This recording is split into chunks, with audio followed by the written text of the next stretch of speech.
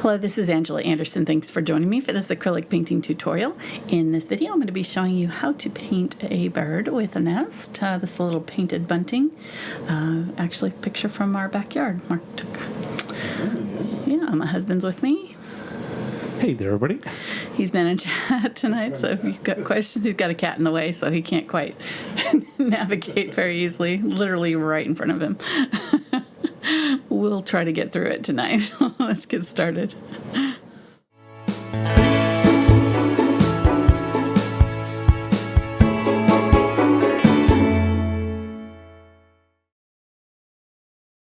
You do it with a cat handicap. I don't think so.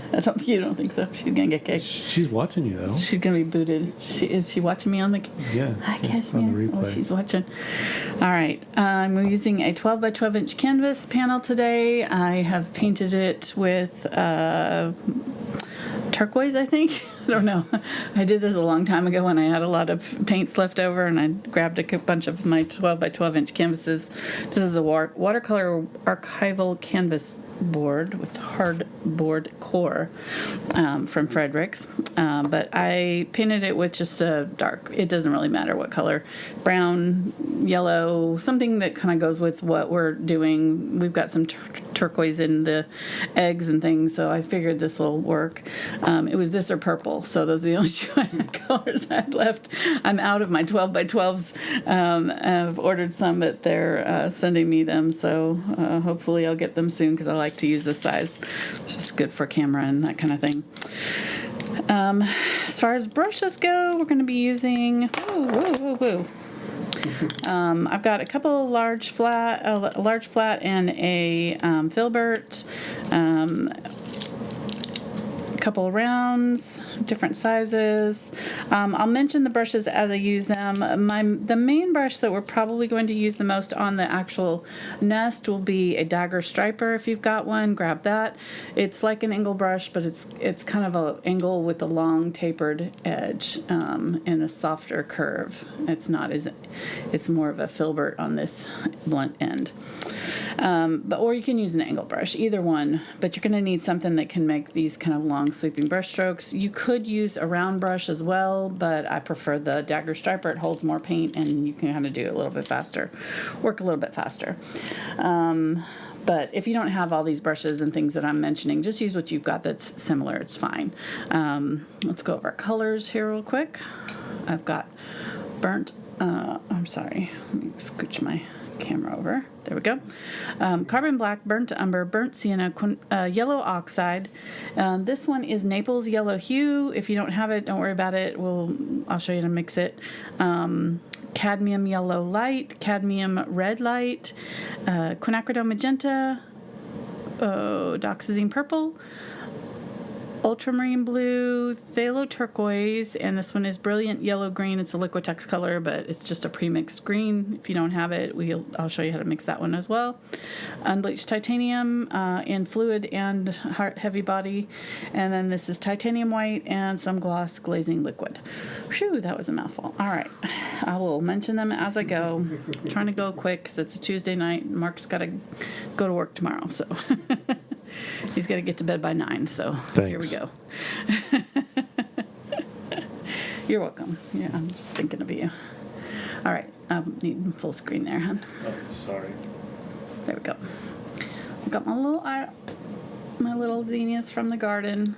I did a little garden tour if anybody's curious and wants to see our overgrown, very messy garden right now. It's mid-August. It always gets a little bit wild right about now in the garden. Our flowers are doing really, the zinnias don't seem to mind the heat though. It's been like, all of July was like 100 degrees out here. It was just relentlessly hot. So we made it, and it's starting to cool down a little bit. I actually spent a few hours outside this morning, which was nice. All right, getting a little bit of water, and I've got my large flat. This is the 12 Bright from Princeton Summit 6100 series brush. Difference between a bright and a flat is flat would be a little bit longer. So Bright's got a little bit more control. I'm going to use the Unbleached Titanium and a little bit of burnt umber and just create kind of a neutral background for our pot. I did draw it out a little bit, basically V-shape for the pot here, rounded bottom. I may leave out the dish. I'm not really sure if I love it. So if you want to do the dish, just kind of go a little bit farther down. Make sure that this kind of makes an oval shape here. And this curve here will go kind of to the bottom of this will go to the bottom of that dish, and the lip will kind of continue around there. And then the curve for the top of the pot here. And then really not going to worry too much about where the nest is.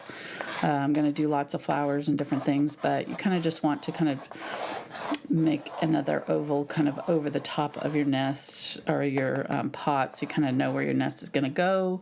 Bird's going to generally be in this area. It's just a big oval shape with the tail stuck on the end.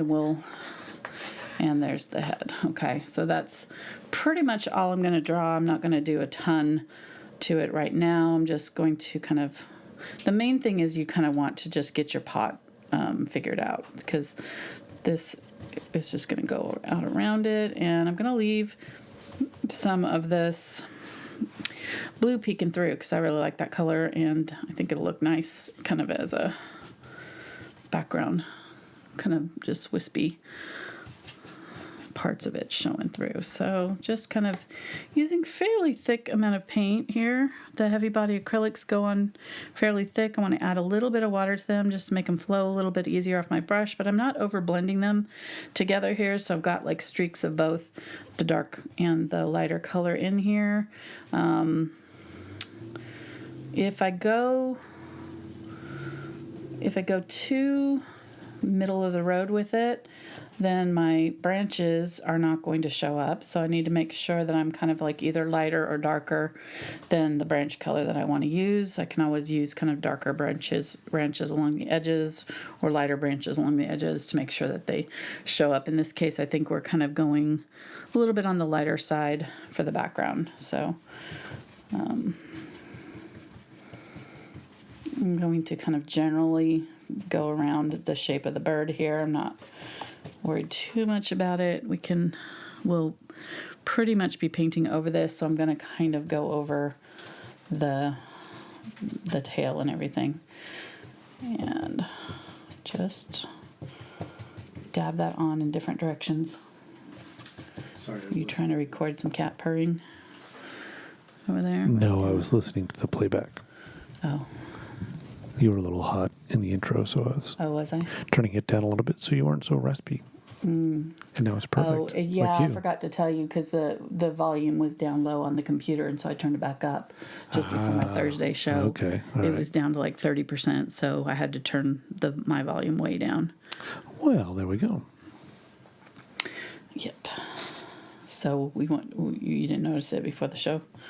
Well, I don't usually hear you talking in it till you start. Uh-oh. And then I noticed that you were a little Little over. A little bit messed up. So I got this sweet new soundboard here, mixer, thanks to our patrons. Yeah, but you can't fix it, what we already did, though. But you can do it now. Correct. Okay. Everything going forward is sweet. Okie doke.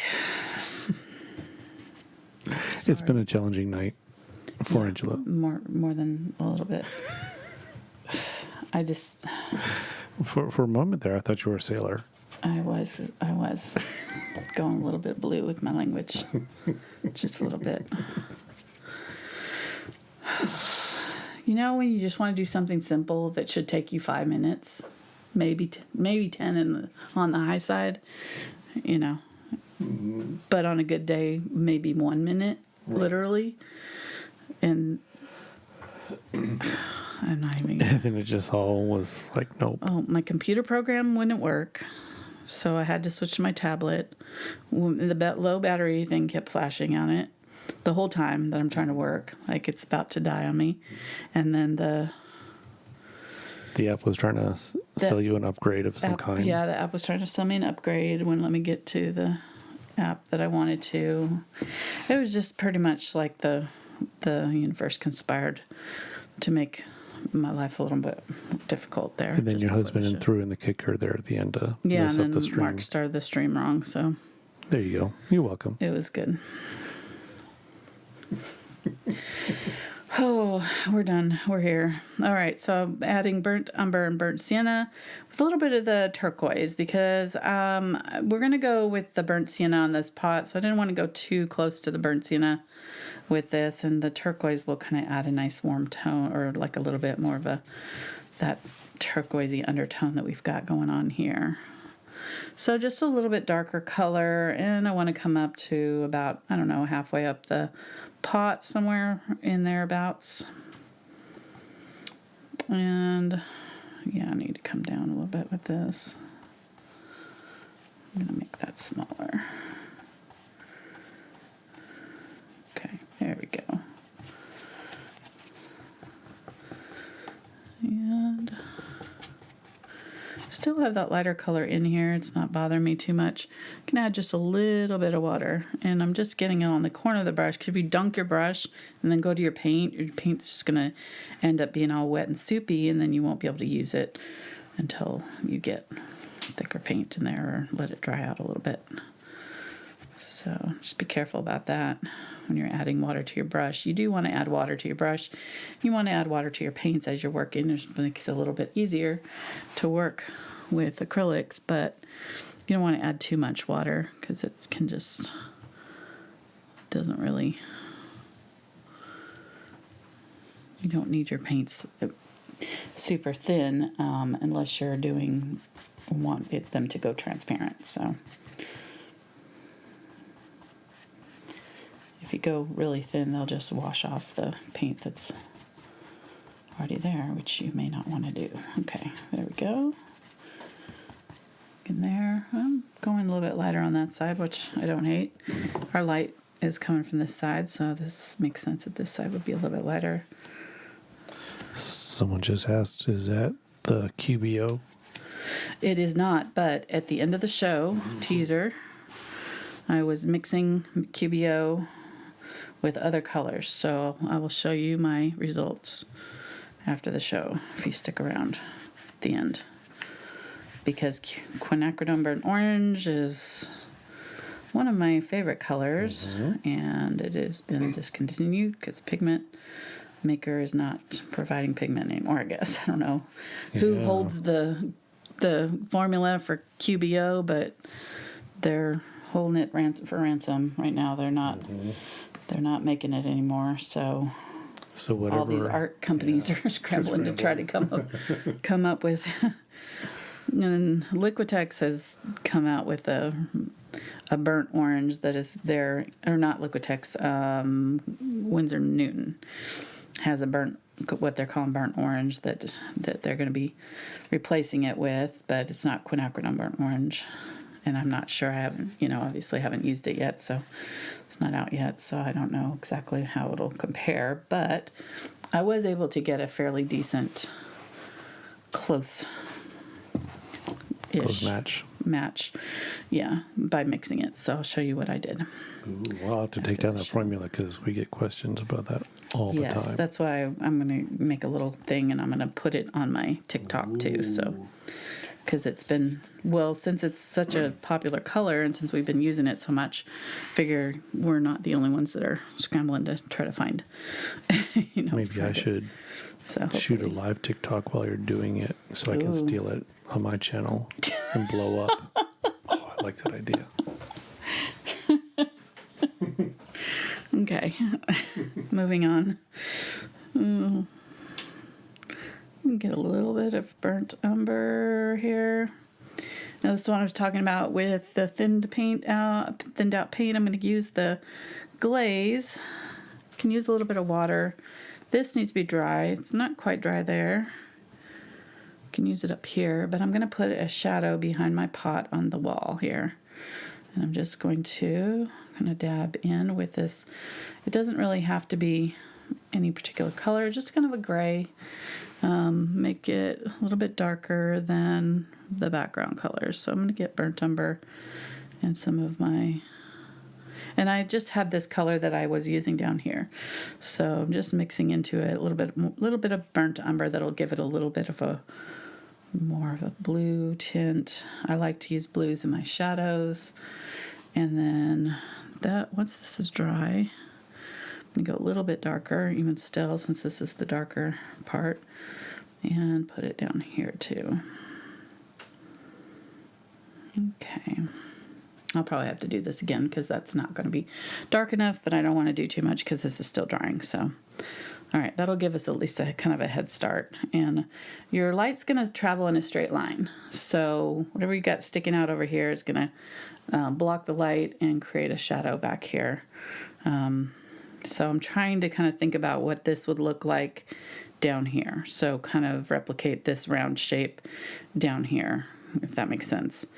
Like in this area here, and then the pot would be more kind of in a straight line. That is lifting really badly right there, so I'm just going to leave it alone. Let it dry. If your paint wants to dry, just let it dry. You can't mess with acrylics while they're trying to dry. They're kind of like me in the morning when I'm trying to wake up, trying to sleep in, and Mark's giving me my early wake up call. As everybody is required to have. I just want to make sure that you're going to be not surprised. I'm going to wake you up when the real alarm goes off. In about 30 minutes. I just want to let you know. Just a heads up. I could do it at 15 also if you need me to. True story. Not making this up. He used to do that to me. Mm-hmm. The operative word is used to. And we are still married. And still talking about it. Because Mark learns. He only had to do it about 5 times before he realized it's probably not a good idea. Same thing goes with acrylics. There we go. I didn't say I was a fast learner.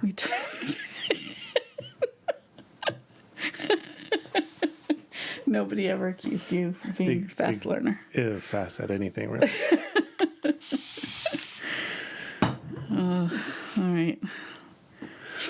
I think I'm going to use an 8 bright for my pot here. I was going to use a Filbert, but then I decided this has got more of a straight line. I think I want to have a straight edged brush. All right. So for my pot, I'm going to grab some burnt sienna and yellow oxide. That's kind of my go-to mixture for terracotta. Just usually kind of creates a pretty good close terracotta color. Pretty much equal parts. Oop, I don't know why I did that. All right, so I'm just gonna put that on there pretty thick. I'm gonna have to go on fairly thick because that background color is dark. So I wanna cover it. If it's not covering well, you can always add a little bit of a more opaque white, so a little bit of the Unbleached Titanium or something like that, or titanium white even, will help make your paint more opaque. Just a little bit, you don't need a lot. For the dark side, I'm going to use some burnt umber and do this side with burnt umber. That paint right next to it is still a little bit wet, so try not to go over it too much. There we go. And just kind of, if you put this down thick enough, it'll just kind of blend right into it. It doesn't, I'm not worried about it having a line there. And just start out on the edge where I want it darkest and then just kind of work it out. And it just kind of picks it up and moves it. I don't know.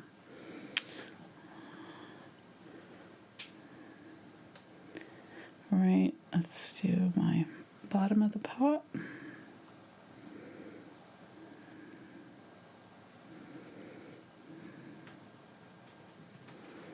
Yeah, I think I'm just going to leave that tray out because I don't need it.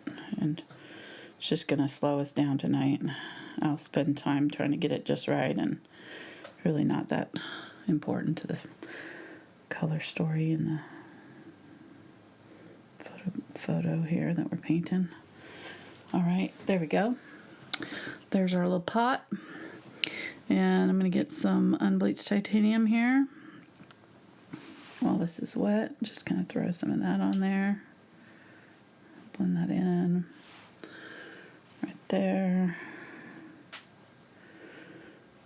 Don't go right to the edge. You want to come in just a little bit. The edges, even our round thing, are going to, even if your light's here, you're still getting a little bit of a shadow as it goes around that corner. There's just a little bit of a dark edge right there. If you don't, it'll look like it's flat. So you have to have a little bit of an area right here that is going darker as it goes around the corner. Oops. Oh man, I just ruined my line. Why'd I do that?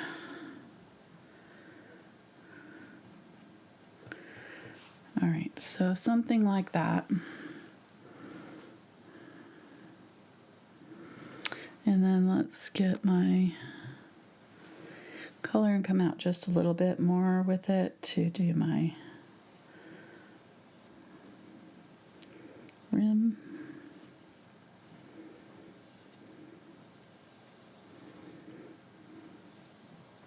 I want this curve and this curve to be fairly similar. Sometimes these ones, if this was going like, if this was at eye level, it would be straight because we would be looking at it straight on. We wouldn't see the lip. I wish I had a pot here to show you. I don't have one. Yeah, Mark will get one for me so I can show you what I'm talking about. But we're looking down on this, so there's going to be a curve at the base here and underneath right here too.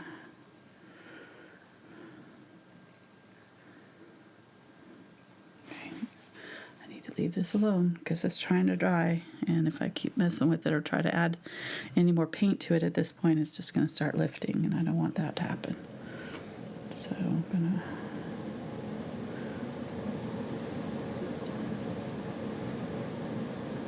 most of this is going to be covered up by the pot or by the nest. This was actually something that happened to us.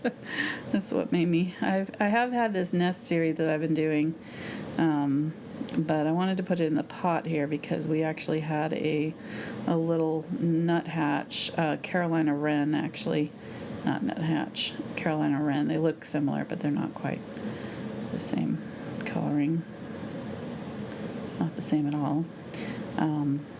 Nuthatch hang upside down. Little Carolina wrens are like have little brown. They're little brown birds, live out here, and they have their tail goes up. They're really cute. When they stand, their little round body, just a little fluff ball, and then their tail goes straight up in the back. And they don't really mind people too much. They're very very friendly, and we had a pair of them nest in one of our flower pots off to the side of our deck. It was kind of in a sheltered area. I think I showed it on my last. It's still relevant. Okay, thank you. Oh, yeah. Well, it's even got dirt. Okay. So we're looking at ours like right about there. So that's what it's going to look like. You can kind of get an idea there. So we might want to go a little bit more, depending on how oh man, I'm getting dirt in my thing. Okay, I'm going to have to put that off the side.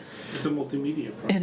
It is. But what I was saying about the eye level, so if you're looking straight down at a pot, you're going to see it like that, right? So depending on how far away it is from you and how close to eye level, if you're looking at it eye level, it's going to look like that. It's going to be straight across, straight sides there. The bottom may be slightly curved, but this top edge you're not going to see inside. but we are doing like right about here. So that's where we're at. And we're seeing this is curved, and you're seeing the backside, but our nest is going to be inside of here. Okay, so that's actually pretty helpful for me because I might check it later. I think I got all the dirt off of there. I was telling about our bird nest that we had. Yeah. Very cute. And my son wanted to take pictures of the babies when they were fledging. And they all hopped out of the nest on him. He opened it up. He pulled it out just a little bit, just tilted it. And they all just went, beep. And he and I spent about, I don't know, half an hour rounding up these little chasing these little tiny fluff balls and putting them back in the nest, and then they were gone the next day. They were ready to fledge. We were it's pretty funny. I wish I'd gotten that part on video. Yeah, they were adorable. I was too worried about getting them back in the nest and the mom not seeing what we're doing. She wasn't anywhere around. So. All right, using a little bit of black and burnt umber here. I'm still using this 8 here, and I'm going to do 8 bright brush. I'm going to do like this. And again, I'm not really worried about this too much because we're going to be having tons of stuff hanging off the edges and everything, so we're not going to have to get this just so. But I am going to kind of just use this and like create some little movement with this. Just on that flat edge, it'll kind of draw out some lines for me. So kind of like that. And of course the nest is not going to sit, just straight on there. It's going to have like little things hanging off. And the one that we had them nesting in was a lot bigger than this, and it was a big ugly plastic one that we weren't using for anything, so it was abandoned. Yeah, it was a pretty ingenious place for them to be. It was, yeah, because it was protected. It was in a little shelving thing, and she had it right up against the shelf. Yeah, so the shelf was here, and then 2-inch clearance maybe. Yeah, the pot was right there. Yeah, so she could just barely get in and out of it. Yeah. I had thought prior to that they were just sleeping in one of the small ones on the very top. Mm-hmm. And then I just caught at the corner of my eye it coming out of there, and then that's when I went over and investigated. I was like, oh. Yeah, Mark's the one that found them. Yeah, they were pretty quiet for the most part, too. They were being pretty discreet about it. Try not to. And then we uncovered there. We tried not to disturb them, though. We've had them nest before, so we know not to mess with them until the babies are, But we won't let the other ones nest in the front door anymore. No more front door nesting. They pooed all over my wreath, all over everything. It was gross. A little nasty. Yeah, not doing that anymore.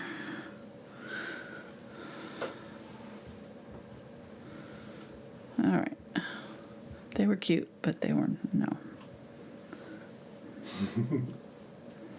All right, so using that same color that I used up there, that brown and burnt umber, and just darkening up my pot on this side here. Darkening underneath there. So put the color on, pretty much straight across, and then just kind of wipe my brush off and pull it down a little bit. Okay, and then I'm going to mix up some more of this color. This was our base color, the burnt sienna and yellow oxide. And we'll put some more of that down, and I'll just kind of feather it up into that area, just to kind of blend that in a little bit more. And also over here.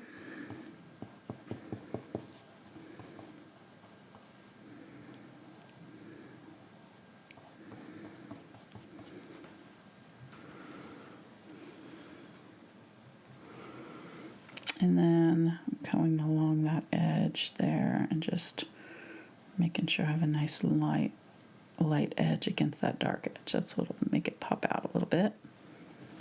This is about the only part that it really is going to matter, because from here down, you know, we'll see it.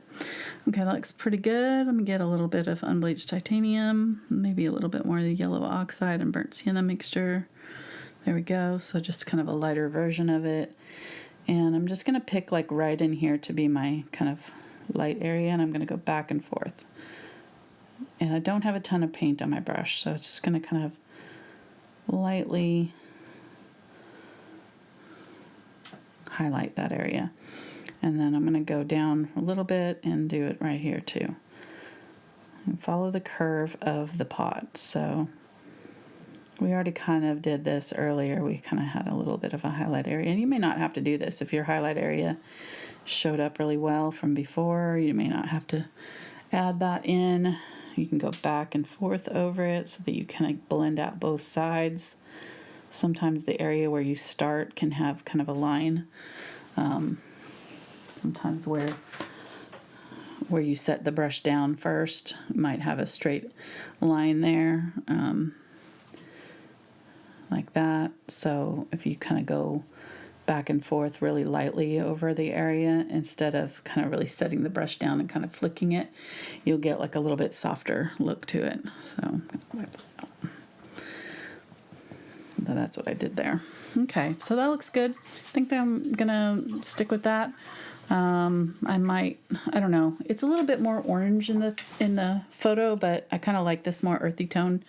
So, and this is actually fairly close to what we've got in our pot, maybe a little bit lighter. So, I don't know. We'll see. But yeah, I like it too. This is still not dry yet, so I'm gonna still wait on that to add any more shadow or anything. I probably could do a little bit down here, so I'm gonna get a little bit of black, a little bit of burnt umber, a little bit of glaze, and go just underneath.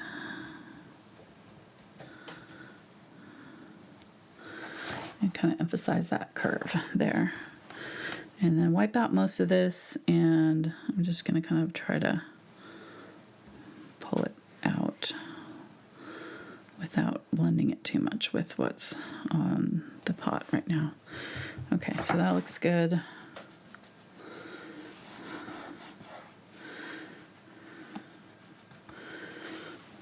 Wiping that out. Not blending very well for me. There we go. Catch that wet edge while it's still damp and kind of push it around a little bit. That's all I'm doing there. So just pushing it around, and I want to pull it up to about where that line was there in the background there. We've already got kind of the shadow on the back area there. I'm going to get more of that shadow color and kind of go back down over this a little bit. There we go. Just blend that out a little bit. Okay. Looks good enough. All right. I'm really guessing. I have no photo here to work with, so I'm just kind of trying to figure out what maybe it would look like. That's it. No real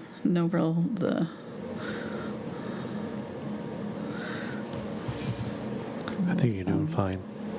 It's close. Yeah. I'm not going to stress over it. Go a little bit brighter right there. Okay. Yeah, and then I can go a little bit more with the burnt sienna if I want to add a little bit more of a warmer tone to this pot. A little bit more of the orangey tone will be like more of the burnt sienna color there. I could even glaze with burnt sienna if I want to add just like a reddish tone overall to the pot. I picked up yellow there from somewhere. But just make sure that you kind of get your pot sort of 90% of the way where you want it to be before we do anything else, because you're not really going to be able to do a whole lot to this once you get your flowers and things over the top of it and mixed in. So you can use your finger to kind of blend out stuff too. Okay, that looks pretty good. I'm going to get a little bit of the burnt umber with the burnt sienna and just kind of transition this area right here. Just a little bit better.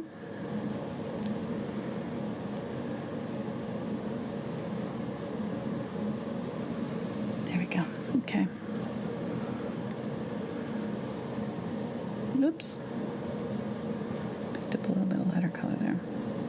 Just wanted the kind of the burnt sienna and yellow oxide mixture here. I'm going to go over this area just a little bit so it's not so dark right up there. There we go. All right, I like it. Let's go ahead and work on our bird nest.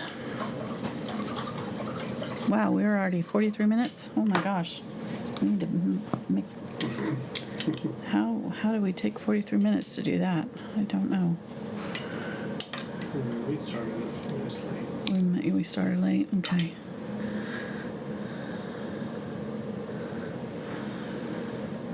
All right, getting my unbleached titanium, and this is the fluid. I need fluid paint for this dagger striper. I'm gonna get a little bit of the blue with this. I've got burnt sienna and burnt umber, and I'm gonna use some Naples yellow hue.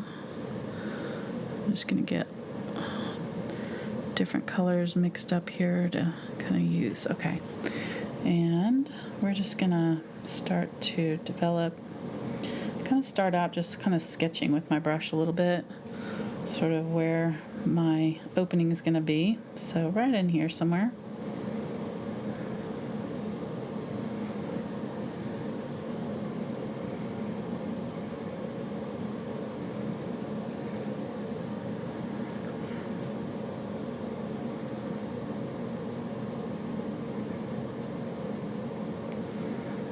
Just telling stories and not taking my time. I need to get going here. That's okay. I'm going to use some fluid burnt umber too. That'll just... The fluid paint works better with these dagger stripers. It just comes off the brush a little bit easier. More fluid it is. And really just kind of press the brush flat. That's the main thing. I loaded it pretty thick with paint though. And just very, very loose, light strokes. So if you don't have thin enough paint, what happens is you have to kind of press down to get the paint to come off the brush, because these are kind of fine. The thinner the brush, so the fewer filaments that are the fewer brush fibers. So things like a liner brush, or even a fan brush that's got a thin, flat, shape, or this brush here that's got, the thin, flat, not as many bristles holding it together. So it won't hold its shape, especially because it's soft too. A softer brush will also have trouble pushing heavy body acrylic around. The heavy body acrylics they need a brush that has a little bit more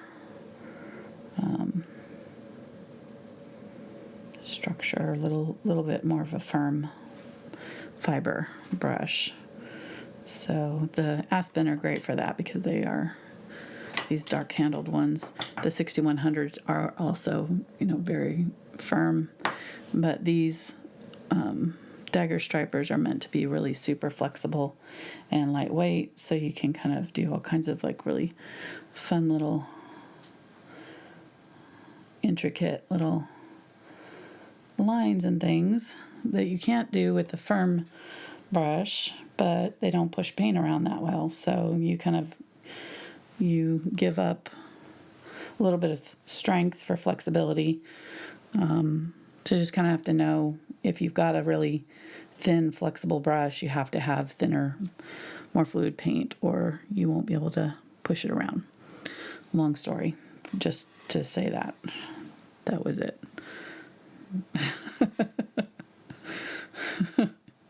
So, all that to say, add water or glazing medium or something or use a fluid paint for when you're using a brush like this. Reminds me of that Modern Family Yeah, exactly. we watched last night. Just get to the point. Some of those episodes are too real for us. They are. They're very much us. They've been out for, I don't know.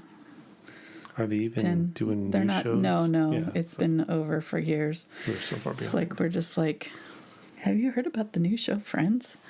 There's a show called MASH. Exactly. We're just discovering it. It's all right. I do like doing shows like that are done, so we can just binge it all the way through, and we don't have to wait for new episodes. So We can watch as much watch as we them want. all, as many as we want. Yeah. But There's a then, method to our madness. we do get that Netflix shaming. We do. Are you still watching? Are you still watching? Really? Really? You don't fall asleep or Are you sure? leave? It's right? on Hulu this time. It's Hulu shaming. Hulu shaming. Yeah, Hulu's shaming us. Maybe you should get out Maybe we more. should go for a walk. I'm gonna start having health warnings on binge watching, like they do on other products. Like this. Yeah. Oh well. Okay, so just going between colors here. No method, just kind of trying to find little open spots that I'm seeing and going dark and light, back and forth. So the slight color is not covering up or not showing up against this background, which is a problem that I knew we were going to have. So I'm using the burnt umber back here where I need to, cover the background. Or have it show up, and on the pot also you kind of need a little bit of both. A little bit of the lighter and darker there. Okay, so that looks good. And I kind of just pick a direction and sort of swoop the brush strokes in there, but every now and then throw in one that's kind of, you don't want them all stacked really cleanly. Along the edges you'll see that, so like right up here along this edge you might see a bunch in a parallel lines, and in here and up here, like right around the rim area. But inside, especially in this middle area, I'm going to add a little bit of blue to my color. And these ones in here are just all kinds of which way, crisscrossed. And they're darker because it's inside the nest. So just make them a little bit smaller. I'll make them a little bit farther away, and that blue color will also kind of help with the illusion that they're a little bit farther away. And I'm just gonna let that dry. We can glaze in it once we get it dry. I may not do a whole lot of glazing tonight though, because we're kind of running out of time. So I'm gonna. What? We'll see. The eggs of these birds are not blue, so these are obviously not the blue, the eggs. So maybe they're watching out for a friend, or should we just make them white like they're supposed to be? I don't know. I'm gonna make them just slightly blue. They'll be like off-white with a little bit of a blue tint to them. So I got a little bit of turquoise, a little bit of white, a lot of white, and we'll just kind of put them in here. I've switched to a 2 round here. I don't know if I'm gonna like this brush. We'll see.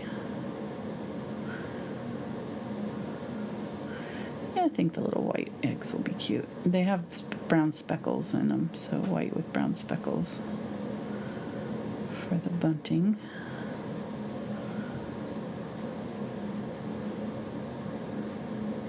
And I apologize for my very poor photoshopping skills. I literally photoshopped the bird in at the very end. I There was 3 minutes to start time. Yeah. Not when we actually started, but the real start time. Mm-hmm. So you did great. Thanks. Given all your obstacles. Well, I got it done is what it did. It That's didn't. right. It's not looking great. It's just, it is what it is. But man, whoever isolated that photo did a sweet job. What? Whoever isolated that photo did a sweet job. Yeah, you did. Thank you. You're welcome. Found a not new trick, but learned how to do that cutout on my phone. Yes. It's come in pretty handy already. It has.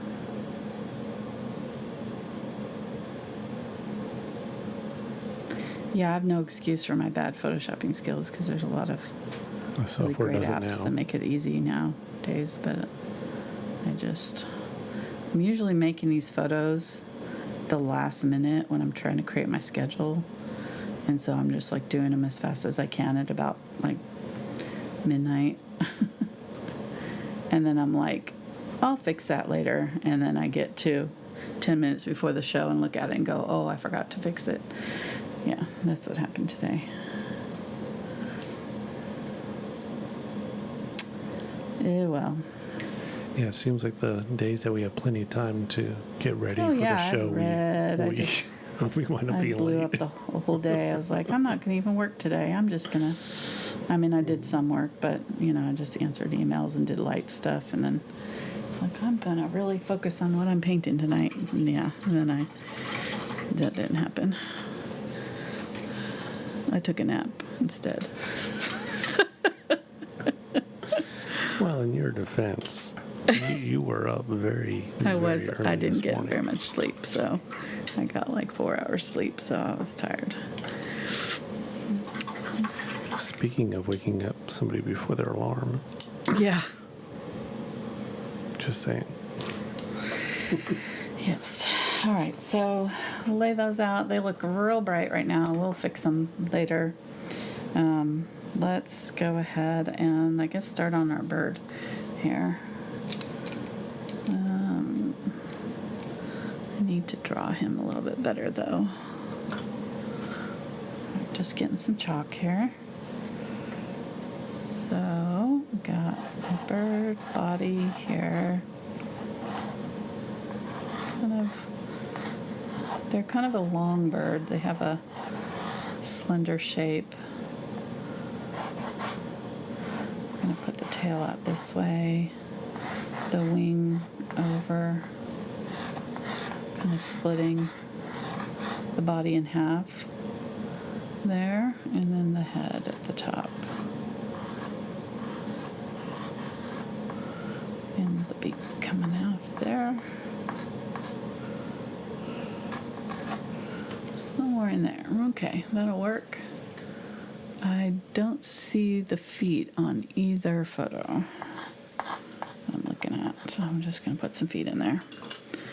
All right, let me see here. I'm going to grab a 3/8" Willows blender, and I'm going to start out with Ultramarine Blue and a little bit of the turquoise. Make a blue for the head. I'm going to get a little bit of white just to make it more opaque. And go ahead and put that in.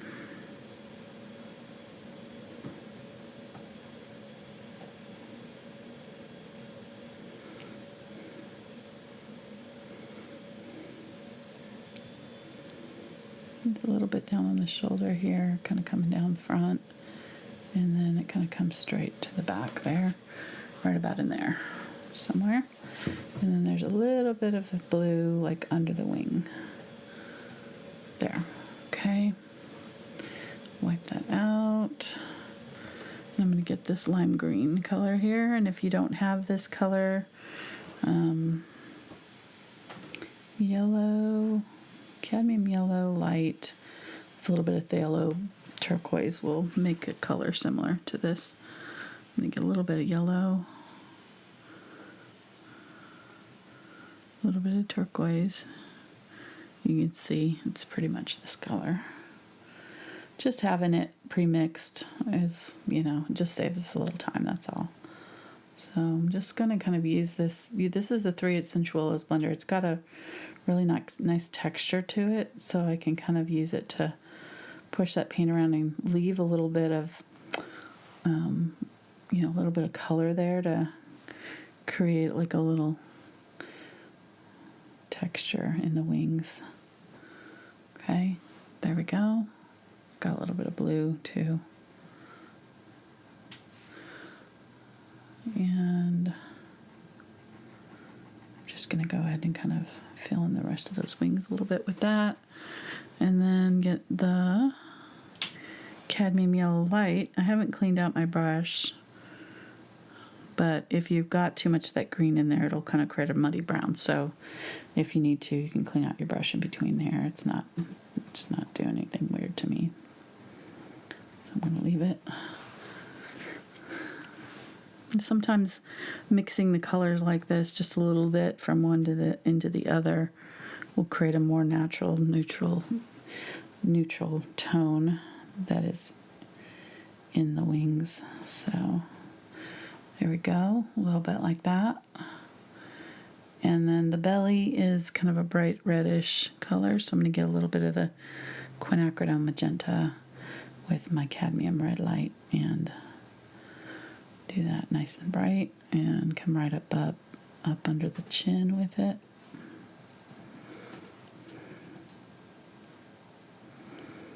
Where they overlap, I'm just kind of tapping and trying to pay attention to the direction that I'm seeing the feathers grow in the picture, and so make sure that my brush strokes are kind of going in those directions, so that if I'm getting any kind of bleed through color or inconsistent coverage, I'll get these little patchy spots. But if I paint in the direction of the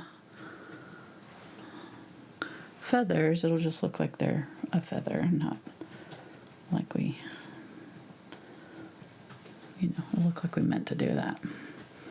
All right, so there we go. We got a little bit more red. These birds live in our yard somewhere. I don't know where. We haven't been able to find a nest, but they're. I think they're in somebody else's yard. They for know sure. better. Yeah, they fly Come out of the yard. Yeah. Got dogs and cats. Well, not anymore cats, but Dog. Mm. They come for the food. They're freeloaders. They have a very nice restaurant. We do, and they're really sweet birds, and they have a really sweet call. Mm-hmm. Unlike the blue jays that just go.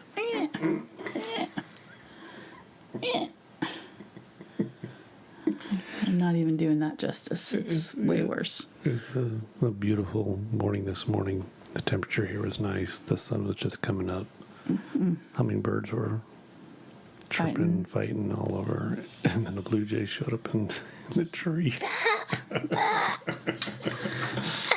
Like just the loudest screech. It's like, seriously, dude, go away. Nobody wants you. It's kind of like when I sing.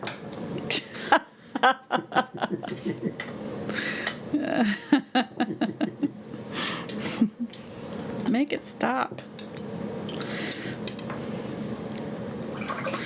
All right, so there we go. I kind of added a little bit of the blue to the tail there. It's the photo that I'm using from Mark's camera was a little bit washed out. The color was a little bit washed out. He was in full sun, so he wasn't in very.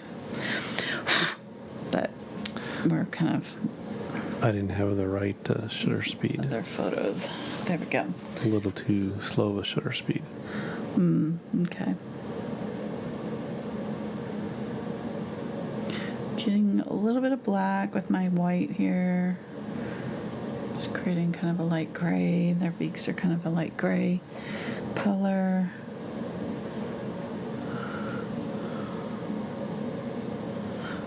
And they have a grows beak, so it's bigger on top. A little bit, kind of like a.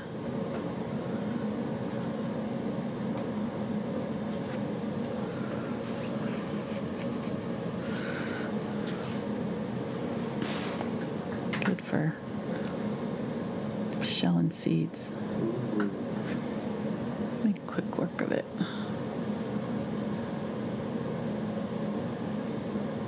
Okay, and just tapping in with that gray to blend into the rest of the face.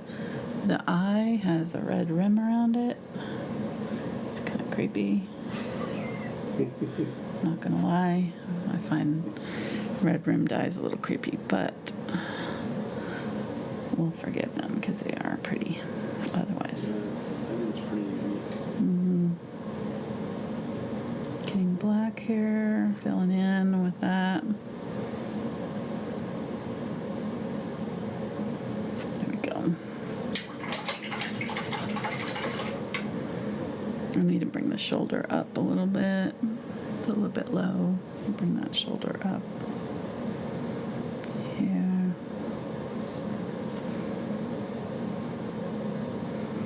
And we'll just let this dry because it's going to need a couple coats to cover completely. Spray my paint. The black is all sticky.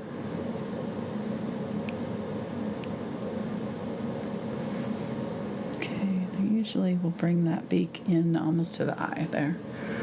Looks good. Get a little bit of white. Giving that eye a little highlight. Just gonna dab that off a little too much. There we go. Get a little bit more white and putting it on the beak.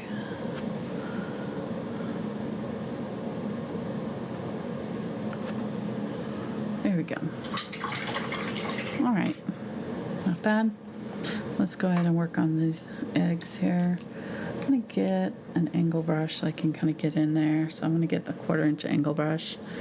Can get a little bit more detail going. Getting the burnt umber, which I don't have any more of in the Ultramarine Blue.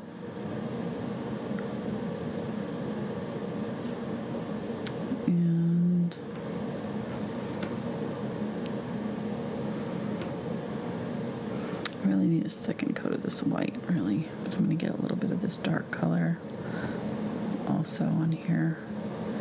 Kind of put that dark color sort of around the edge where the shadow would be.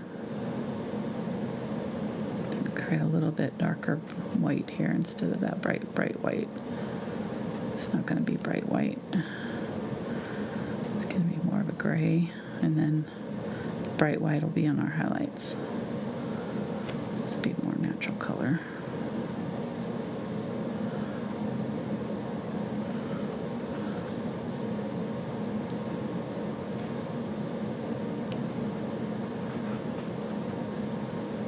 Okay.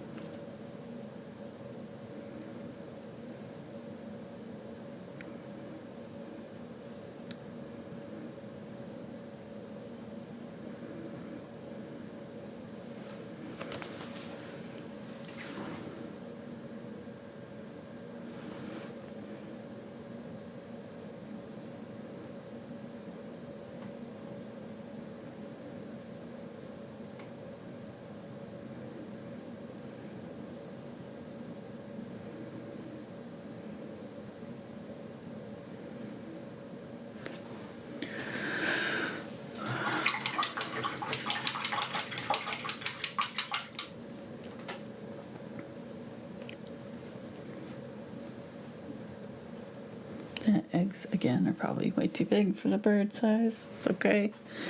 I do this every time. It's okay. It's babysitting for the neighbors. I have a problem. Get a little bit of blue with my Ultramarine Blue, a little bit of the white color there. Just add it to the tail. Some lines there. And let's add some around the eye. Make sure that this is dry. Getting some more just Ultramarine Blue, darker.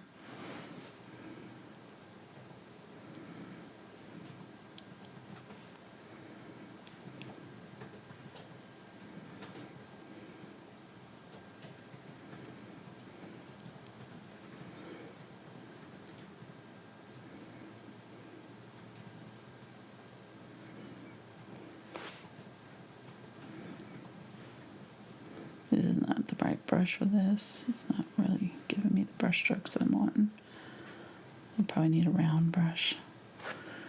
But just trying to get some feather-like details in. A little bit of that ultramarine blue over the top of this light color now. There we go, that's not bad.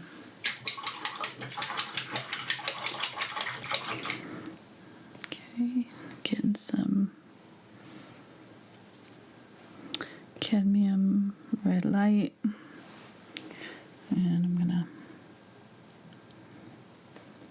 just go over some of these red feathers here. Some of the orange areas have got some red in them.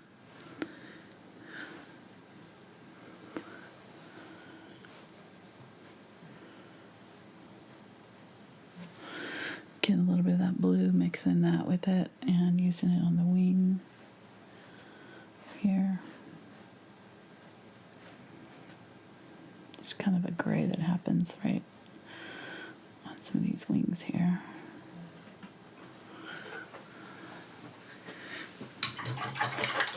It's Pickle snoring in the background.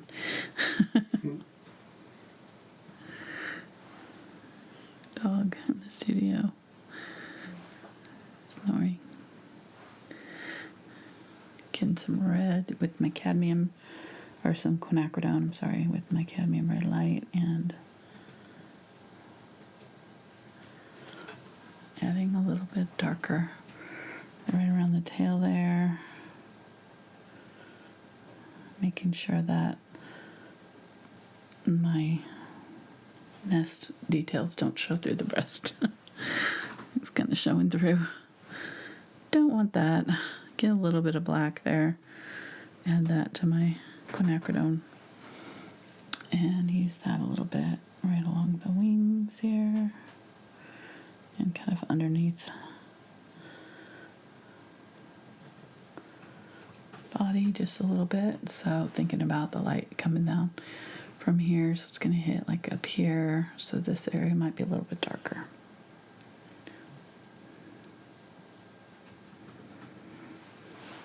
Okay, and then getting a little bit of burnt, or a little bit of the black gray that we used on the wings, or on the beak, I mean. I'm going to use that on the leg. So usually the legs kind of come out from right in here somewhere, so I'm just going to kind of guess. Don't have a picture.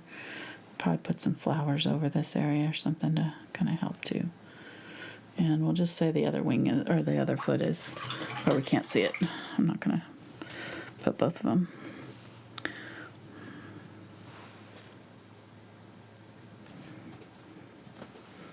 Good enough. All right. I'm going to get some, get this number 2 round again. Get some more of that green with a little bit of yellow. And just go back in here and add some feather-like brush strokes. This round brush creates nice feathers, so I'm just going to kind of let them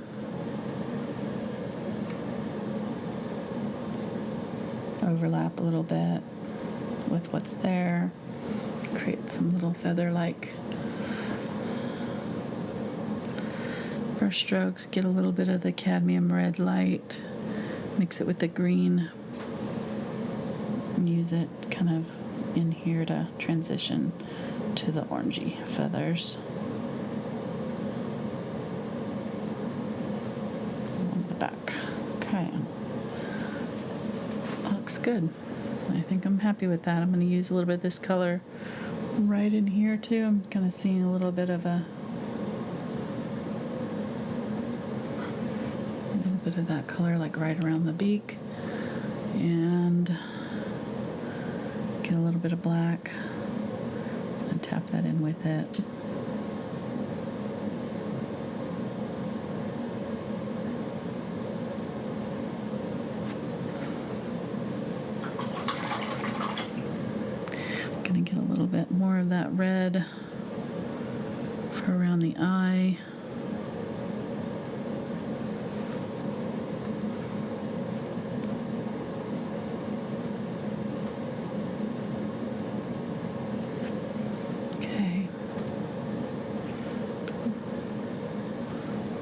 bit more of the bright red and do some feathers on the belly here. Just tapping some bright cadmium red light over the top of what we got. Create some little feather fluffies.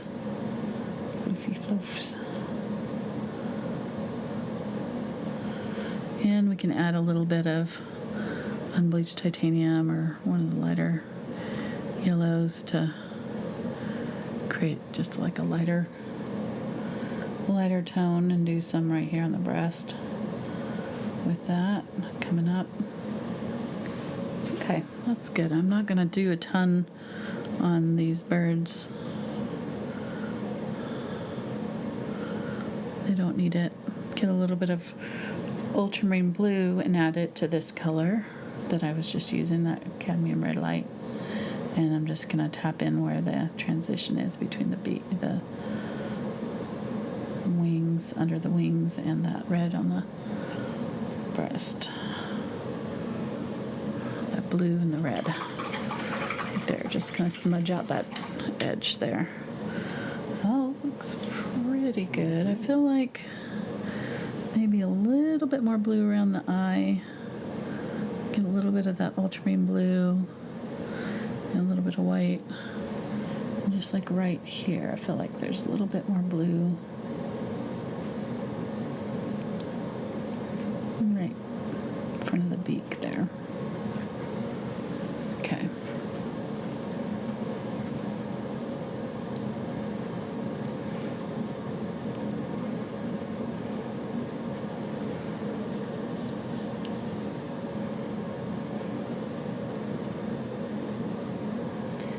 Getting some darker ultramarine right there. Okay.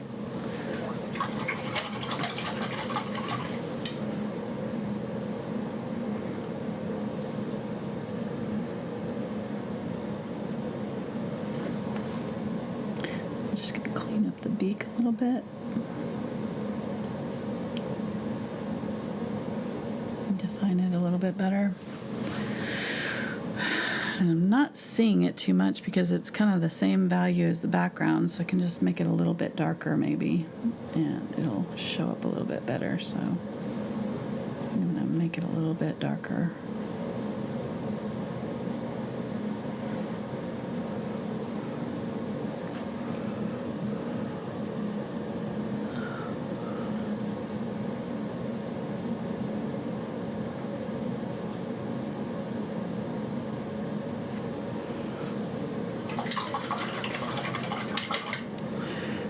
Maybe a little bit lighter. I don't know. I'm not liking that too much either, so let's try a little bit lighter. Just gonna get your values right.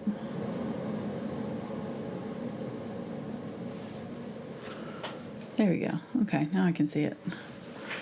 Just wanted to be able to see it pretty easily from a distance. All right, let's get, oh man, I am moving on. You're what? Talented? No, I'm just Beautiful?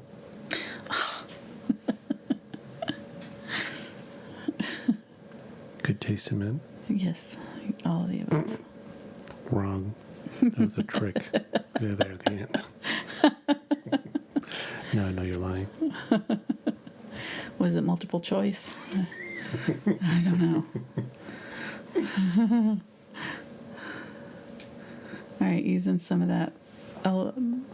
I use black here, a little bit of ultramarine blue, and I'm just making a dark gray to put on my eggs here. They should be almost black where they're kind of turning under, so kind of most of these edges should be dark, especially this bottom edge here. And I'm just using my finger to kind of push that around, give it a little bit of a mottled texture too. They have sometimes like a little, yeah, that looks good. These have these eggs have little speckles on the edge, so we'll speckle them. But we're just trying to kind of get the shading on them right now. That looks pretty good. Let that dry. All right, I'm going to use the burnt sienna and some glaze. Maybe a little bit of black. And I'm just going to darken up this. It doesn't really need it much. We kind of did a pretty good job at getting these eggs, or this part of the nest, dark enough, but just kind of around the eggs, just darken up that area. You can go over the top of the eggs. If I didn't have the glaze on them, I would, but I just glazed them, so I can't really do much to them right now. I'm going to use this color around the sides of my nest, a little bit on my pot if I need to shadow on there, anywhere, maybe under my bird has a little shadow. Just anywhere where I feel like I need a little bit darker color. And because this is transparent, we can see all of the underlayers. We're not covering anything up, we're just tinting it a little bit darker. So the glaze really helps with that. It's just transparent color here going on. Looks pretty good. Okay. I always like to do this at least once with my nests, and then I'll go over it again at the end with a few more stray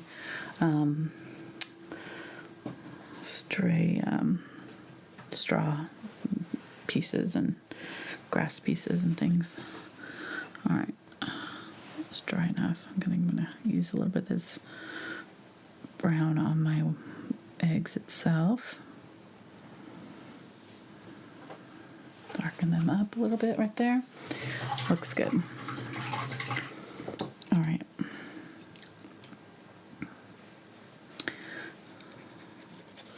Taking off that chalk there. I don't love that. See how that is kind of coming right up against that part of the bird right there? Kind of makes it look like it's part of the bird. So I can either do a bunch more grass like on this side, which is probably what I'm going to do, so it's not like the only piece of grass on that side of the bird, and that way it'll look a little bit more like, okay, that's grass. Okay, now, yeah, so now it looks a little bit better.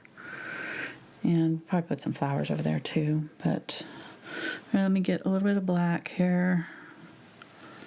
And I'm going to darken up a little bit of the turquoise too.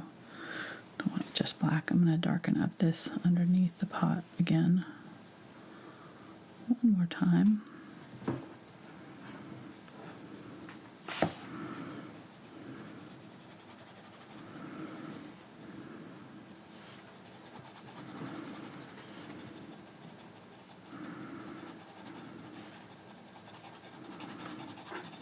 Go on the pot and on the wall right there, and I'm going to use my finger and just rub that out.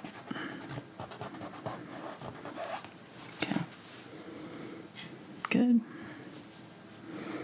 And we'll just throw a flower over here or something. Okay, I'm gonna get my 3/8 inch angle. And before I do anything else, I think I'm going to go ahead and splatter my eggs because they need to dry. And I'm going to get some black, burnt umber, plenty of fluid. Again, just like that other brush, you need it to be fluid for the paint to go off of this. It's just too thin. Actually, I think I'm going to use my toothbrush because I want these to be really small, these little dots. So I'm gonna use a bit of, keep this paint from getting up underneath my fingernails too much. Get that black, burnt umber, okay.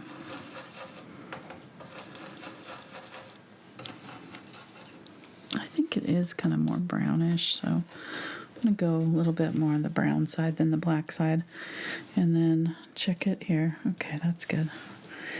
So kind of just right on the ends of these eggs. There we go. It's kind of like on one side of them a little bit in the pictures that I saw. So I'm just kind of finding a spot there, doing that. Right. We'll let those dry really well before we do anything else to them.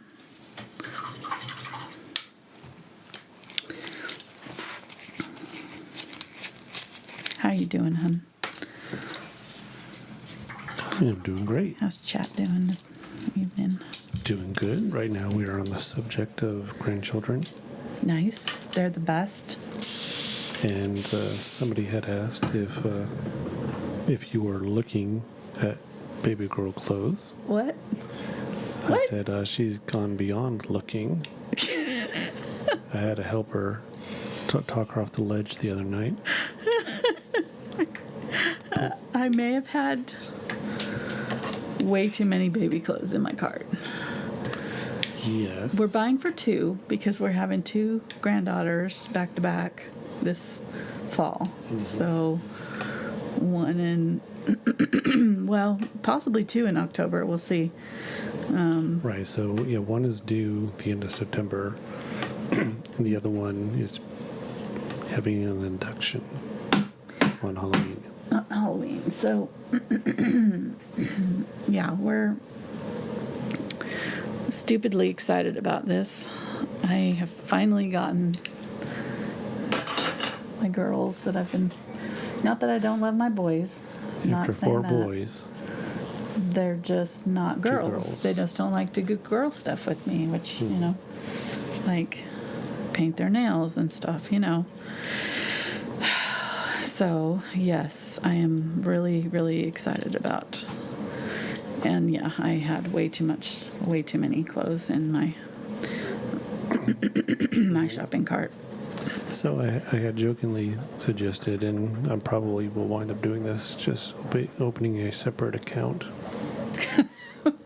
for girl clothes. He really does need to do that. I'm not kidding, because I just we'll need just a budget. I need a budget. Just have a normal small deposit each month that, okay, there it is, and that's what Yep. you're allowed to spend. And then I will be able to just know, okay, that's that and no more. Because otherwise we will have a situation like we had the But other night. honestly, will that really be just that and no more? Come on. It'll give me a yes. Yes, it will. Okay. Because yeah, I know.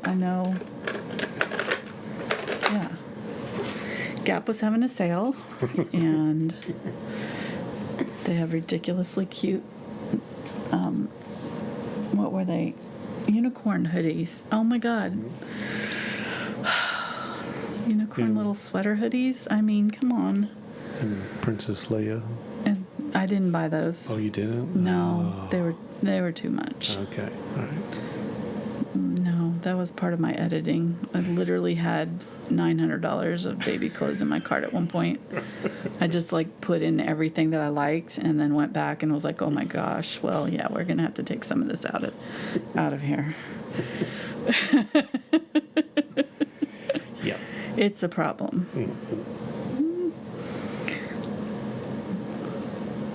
Yeah. So they know me too well. Whoever asked that, they already know. I've talked about it too, so it's yeah. All right, just trying to fix that. I had a kind of a weird thing going on right there. Okay. Now what? So this is not quite dry. Shoot. Almost dry. I need to do one more thing of glazing on my nest eggs there. So I'm getting some burnt umber and black and putting it just on the tip of this brush. And I'm going to go through here and just carefully kind of just separate these eggs out because they're all kind of spilling into one another right now.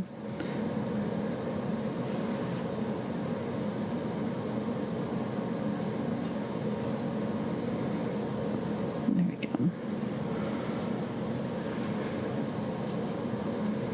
There you go. Okay, so we've got kind of some separation there between the eggs.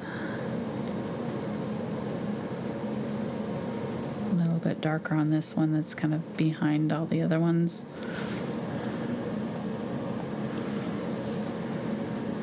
I wiped off all the dots on that one because I didn't wait till it dried, so I'm going to have to add some more dots in here, but that's okay. Just add them with the tip of the brush here. And I usually do come back and do this by manually too, because having some kind of like hand painted dots, like doing the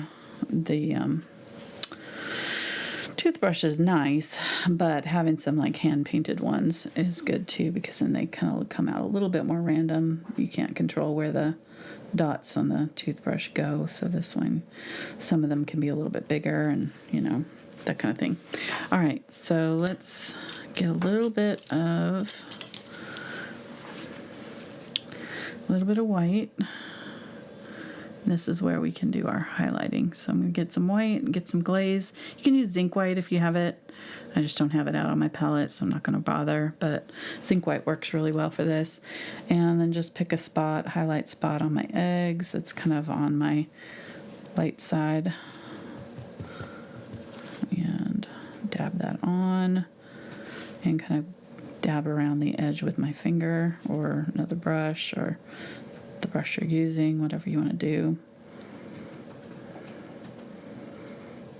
Just trying to kind of create a little bit of a highlight on those eggs, and then come back in with a really bright, thicker, so that was kind of the transparent layer, and then come back in with like a little bit thicker paint and do right in the middle of where you've already just done. Really kind of highlight that and then tap it out. Your finger. It's best to kind of let that first layer dry first too, before you smudge it, because you lift it off if you don't, but that looks good. Okay, so there's our eggs, nice and shiny, really pretty. Proud mama. Actually, that's the daddy. Mommy's green.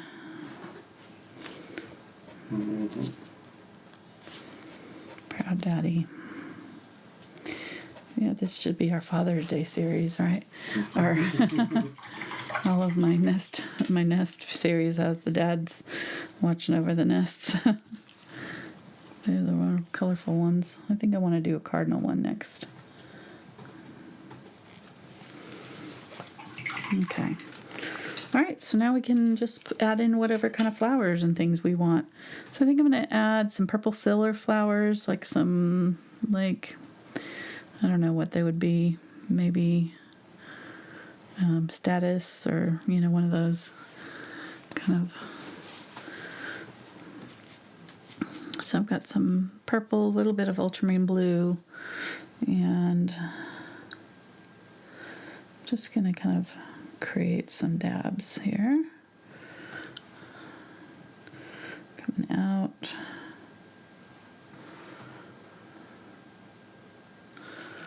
Around the nest.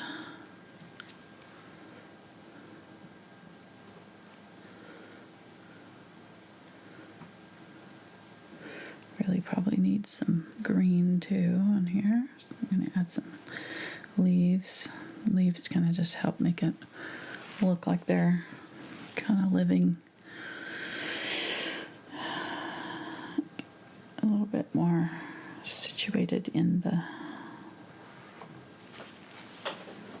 natural. Okay, that looks good. Let's do some coming out here this way.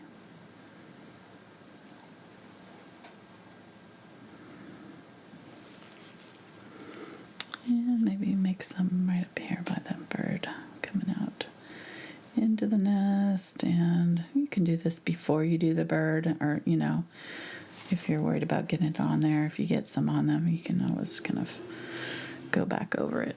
It's not a big deal.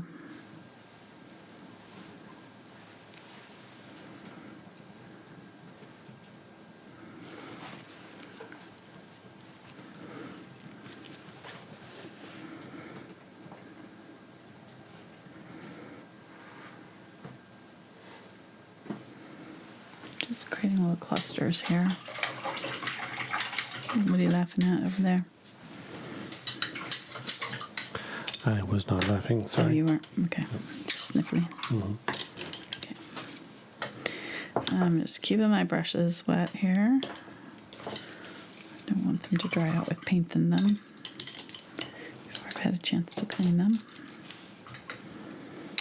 All right, and then let's add some green leaves and things. So I'm gonna get turquoise and get some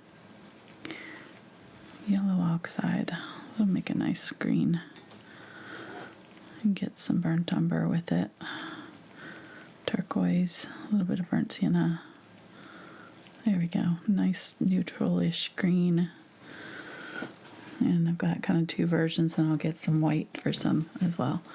So let's go ahead and just add some dark leaves around.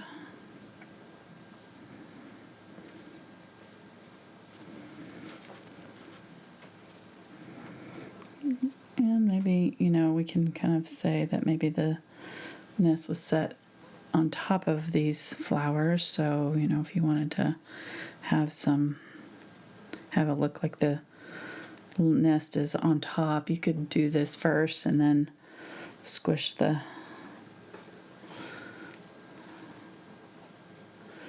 I don't know why I'm doing the leaves like that. I want more leafy shapes. That makes sense. So make it look like there's leaves coming out.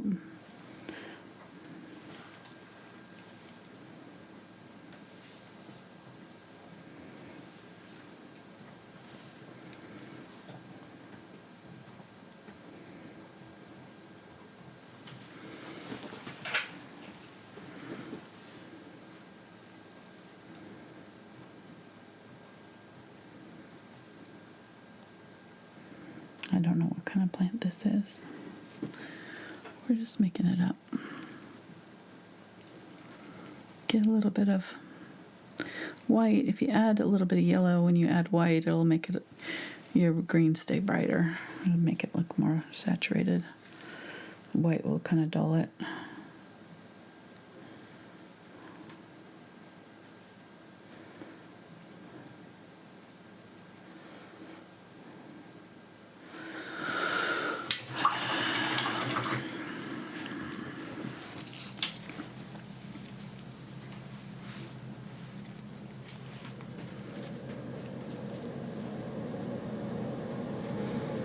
So just adding a little bit of highlight color on top of some of my leaves here. Giving them another layer of color.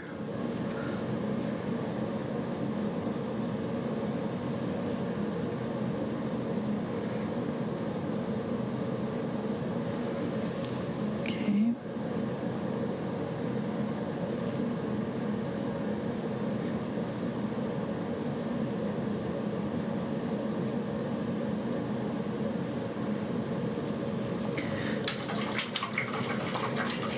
We're going to add some more of the branches over this too.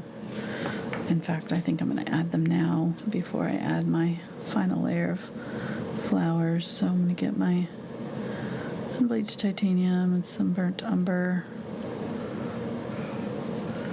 I'm just going to add my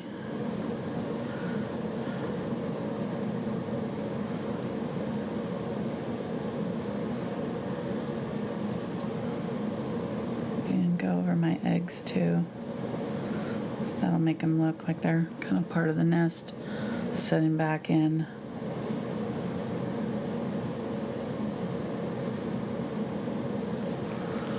Having that nest kind of pushing those flowers down.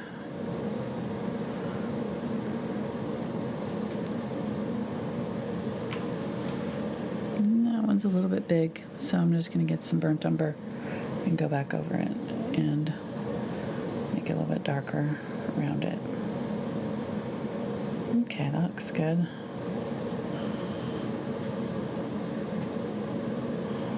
Get a little bit of that lighter color kind of at the top here. There we go. All right.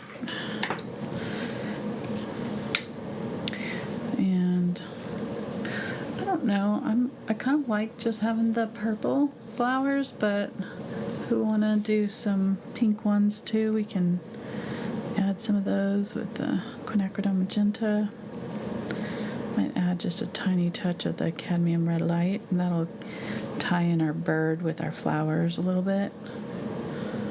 You know, that bird, that orangey color. Gonna add it somewhere else over here.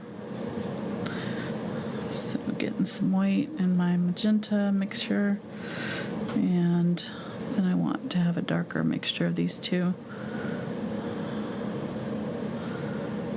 just like our bird here. So this will be kind of our base tone that we can dip into when we need to add more color. And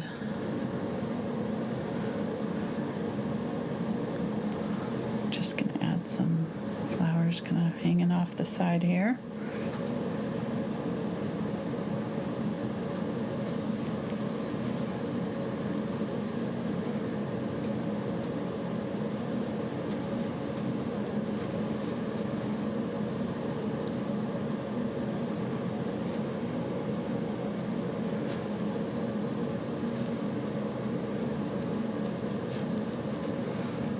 Just kind of getting an idea for the flow of the painting, where I want more. I do kind of like where I place them in the photo, but I like this line right here, so I don't think I want to cover that up. I think I'm going to try to kind of cluster some flowers in this area here. Maybe put some buds coming up over there. And then a couple more just right here.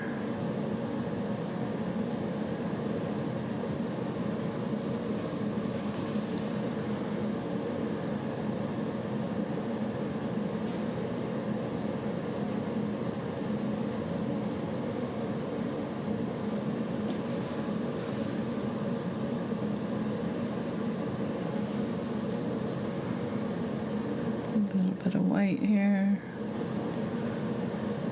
Come on.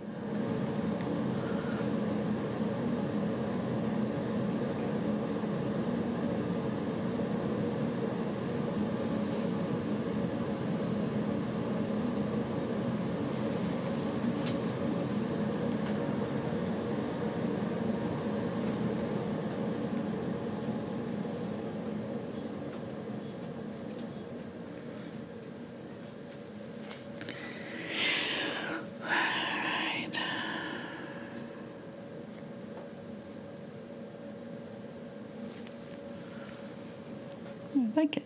It's coming along. I'm kind of doing this cherry blossoms again. I don't know. I just feel right for these nest paintings for some reason. I've done them in almost all of them.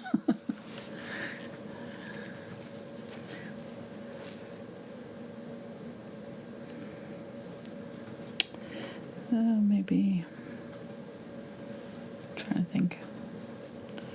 Maybe there's some coming down here too. Looks good.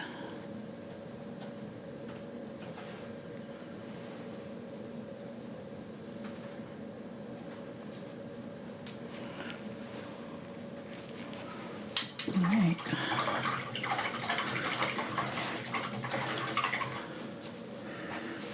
And I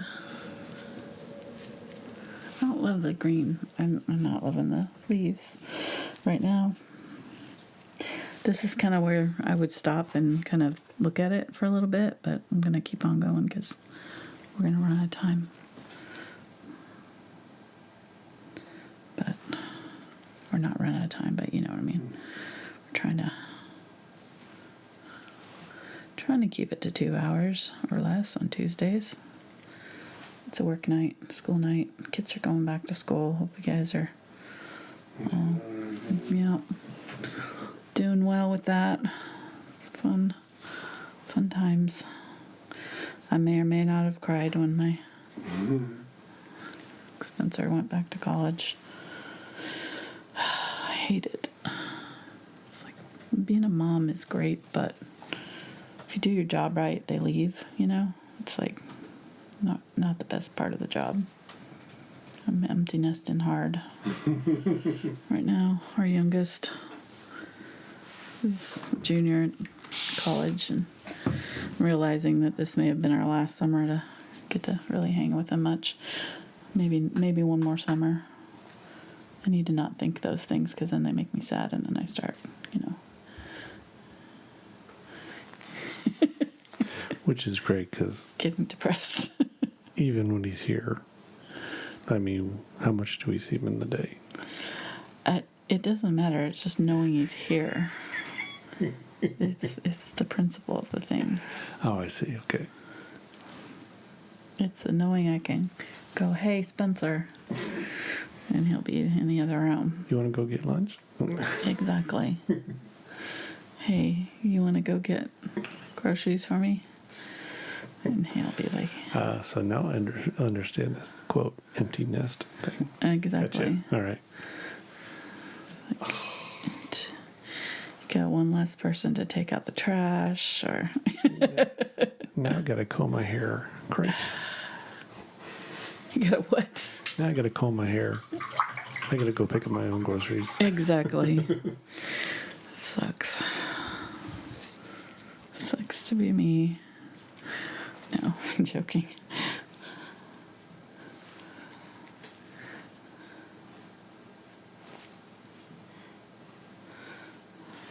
I have to say Fitzpickle even understands it, because yesterday when I picked up my purse, he went straight into his kennel. It's like, okay, well, Spencer's not here. I guess I'm going in my kennel. She didn't put on my harness, so I know what's happening. Yep. I didn't even have to tell him. And the reason he goes into his kennel is because one time I left him without he destroyed my snake plants. So he's not to be trusted alone in the house.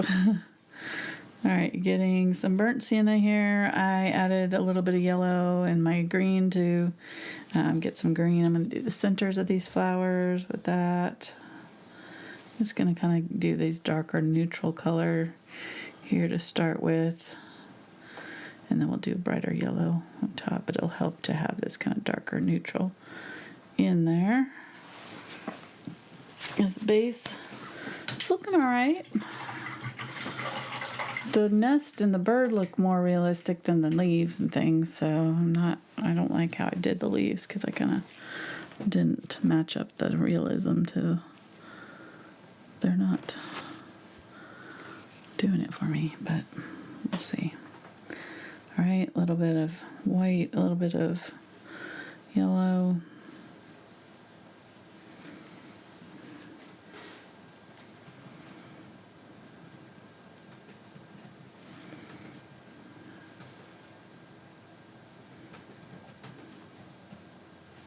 Just dabbing in the centers here. Honestly, don't be precious about this. The more random that you make these, the better. So if you're just here like trying to get all the little dots in the exact right spot, you're just, look a little bit more like manufactured. I think it looks better if you just kind of let it go and go with the flow. If they don't look exactly perfect, that's better, because nature, nothing's really exactly perfect anyways. So I'm going to use the tip of this brush and just kind of do some little small leafies. It'll break up the leaf shapes and hopefully kind of make it a little bit more realistic. Just some kind of fuzzy leafy things.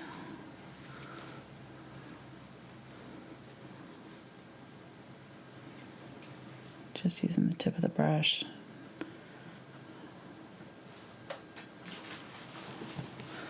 Dab it on there, and I still think I want a little bit of this orange, so I'm going to get some of the Cadmium Red Light here and dab in. And do I like that? I don't know. Let me get a little bit of white with it.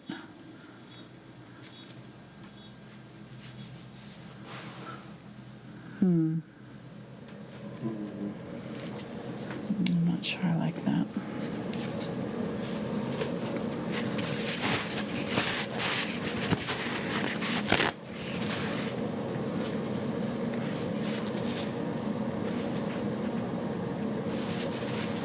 Take it off while it's still wet. Okay. I think I might just do like little random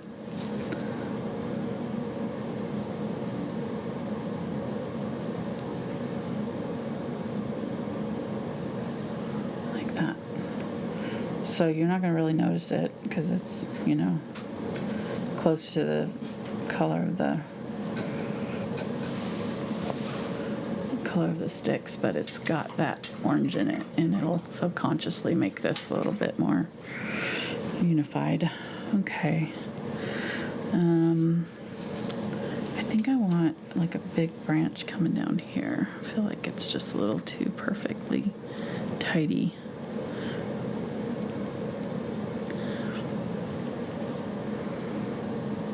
Let's do a big branch. Come on.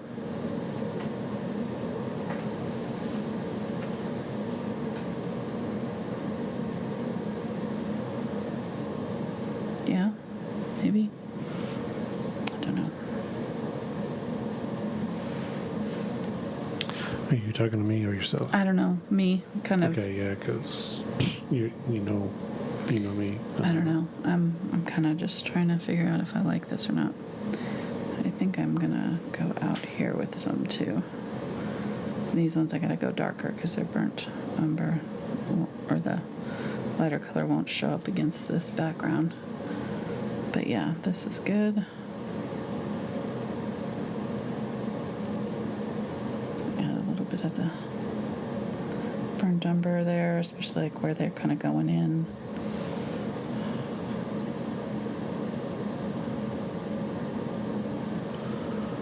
Okay.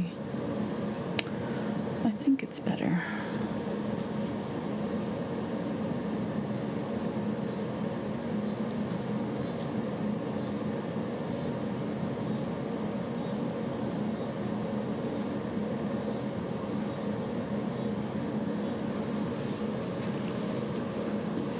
A little bit more flyaway kind of.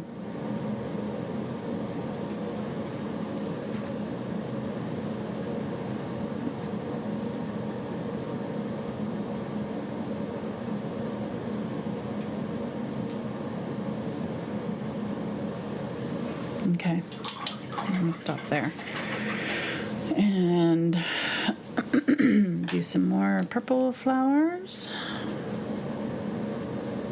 Kind of did the first layer on there, but I didn't really finish those up. So getting some white with my purple and a little bit of ultramarine blue, and I kind of try to get both on my brush here at the same time, so I can kind of just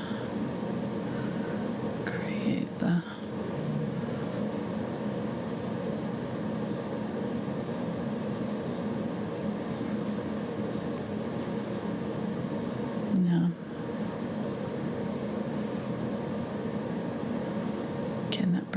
I'm just going to get the purple straight up because it's almost black.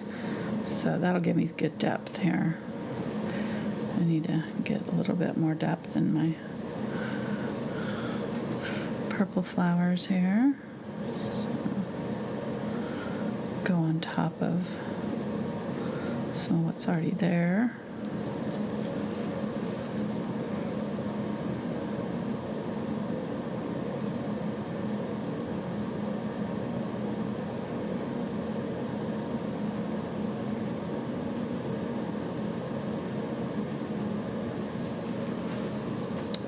Okay, and then get that light white with the purple. And just kind of finding some small tips. I'm going to keep these really small.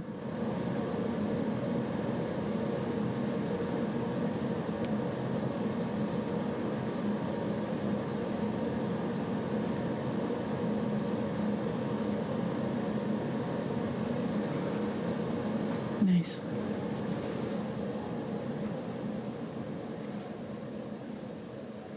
This is my favorite part of the painting. It's best and worst because it's like sometimes if it's fighting you, it's like hard to know exactly what to do. But if it's working, it can be really fun because then you're starting to see the payoff starting to come together.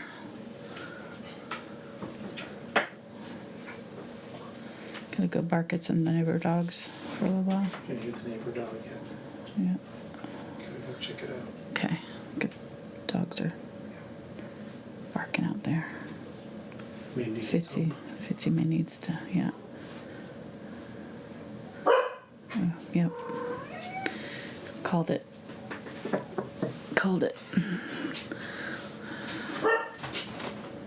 The window's that. even closed. I know that was happening.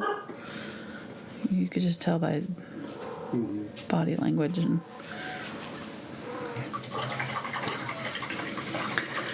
all right. I think maybe just some little white dots.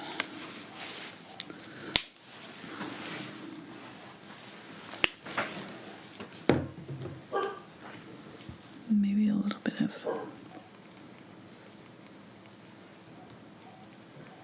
a different green. Maybe we do like a turquoisey green with a little bit of burnt sienna with my turquoise. That'll create a really pretty turquoise, and we can add a little bit of white to it. Okay, let's add that in some places.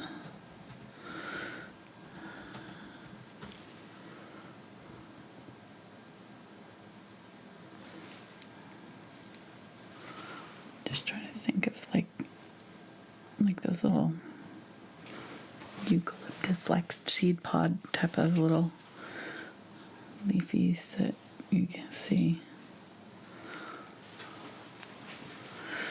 I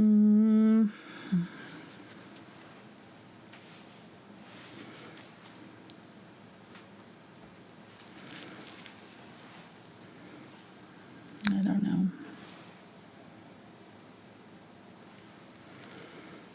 Did I want that back there? Probably.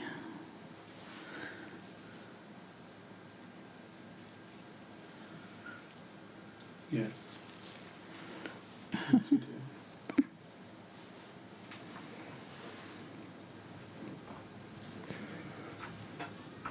I say that with all seriousness. Okay, good. Kind of balanced it out. Yeah, needed something back there.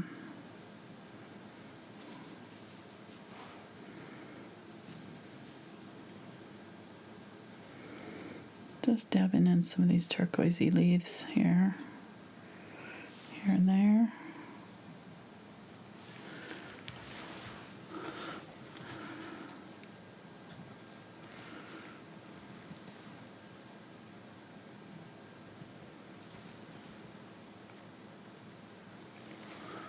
I don't love that, but I think if I put a little purple flower up there, it'll help.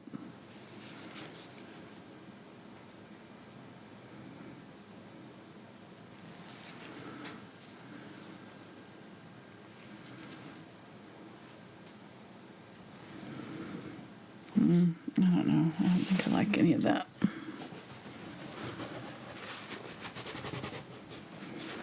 Sometimes you gotta try it, but be ready with the wet cloth. You can only really do that once though, because if I do it again and try to wipe it off again, I'm in danger of wiping off the background there. So don't think you can do that over and over again. It won't work. But okay, I think I'm gonna call that good. I'm pretty happy with that. You can probably do some more with the bottom here and add some flower petals or leaves or whatever. I might add a couple leaves down here just to give it, something hanging off the bottom here.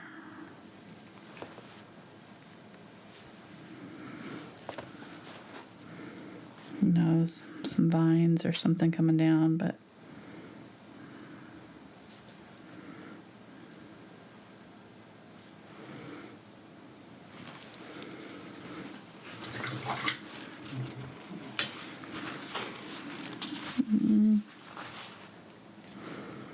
And again, this is one that I'd probably kind of just let set at this point and look at it for a little bit and see if there was anything else I wanted to add to it later, you know. Add a little shadow under these.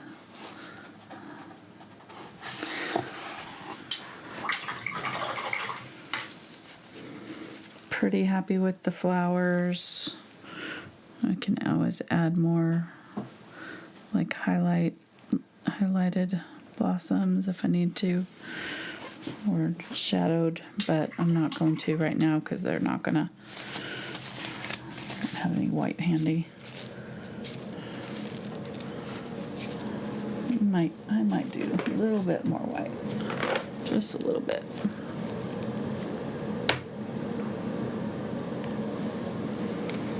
On my blossoms, and my pink ones. I think that'll be the last thing. Just a little bit. See if I can get any of that color. Yep, there we go. So just do like a lighter version of the color that we've got here and just add some highlights to some of the flowers.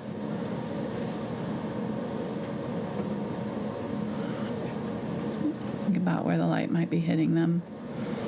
The ones that are maybe poking out towards us.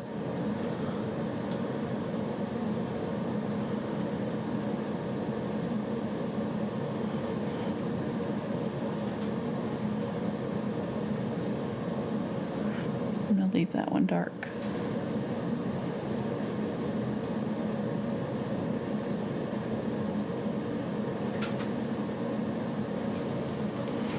All right.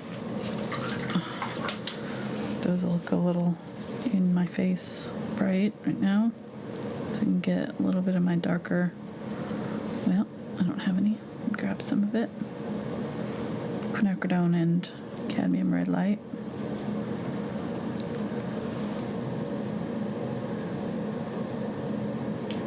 Just blend that out in a couple of them that, you know, if they go on and they look a little too out there, and kind of blend it in just a little bit.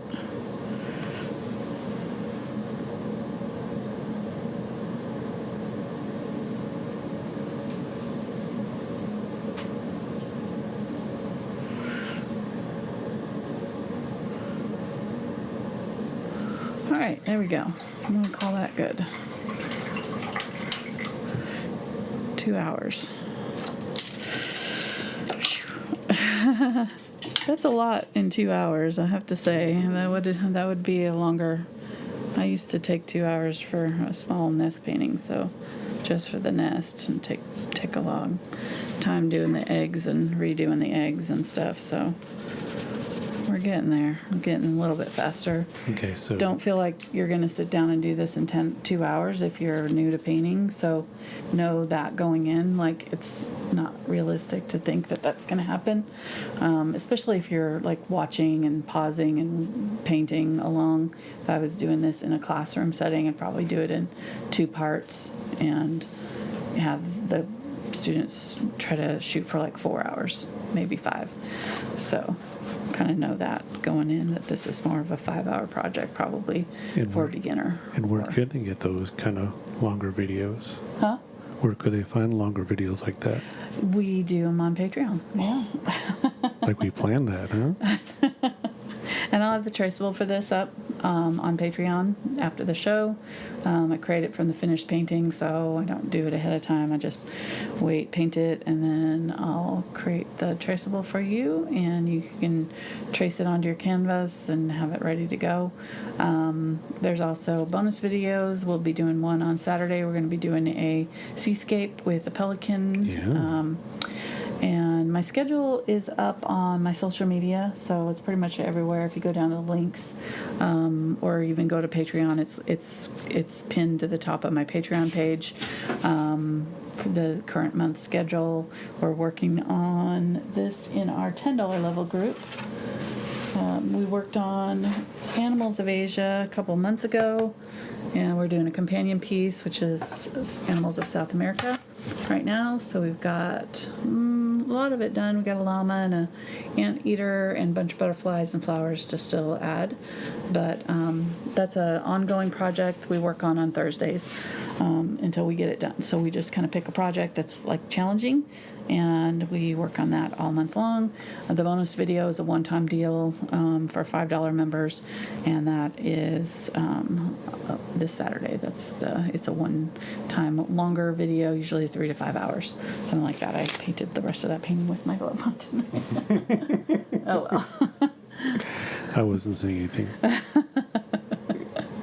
All right, thanks guys for watching. We are not done. We're yet. not done? Hold Okay. on here. So All let right. me get I need to sign it still Let too. me get the flashlights going here. Woohoo. Switch over to the camera. So while you're doing that, I'll Okay. do some splattering. Super chat.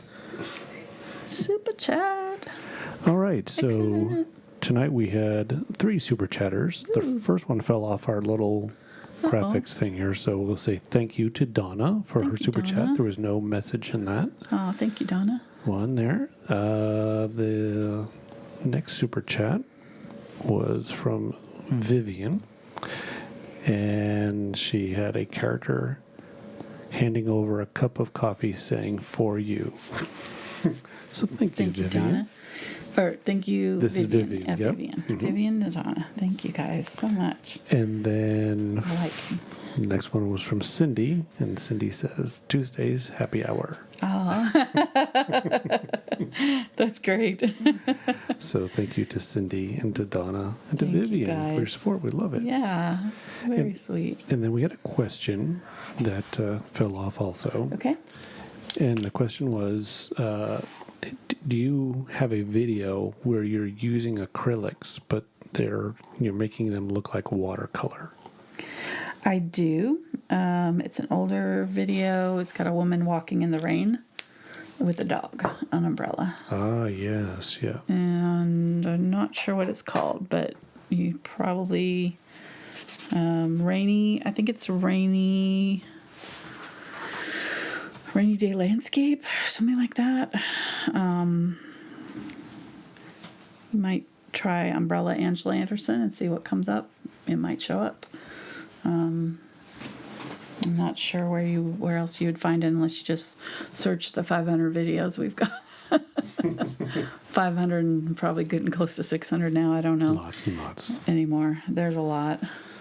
It's a lot. I love painting. We were just talking Yeah, about it. yeah. We bought lottery tickets the other day, for that $1 billion lottery or whatever.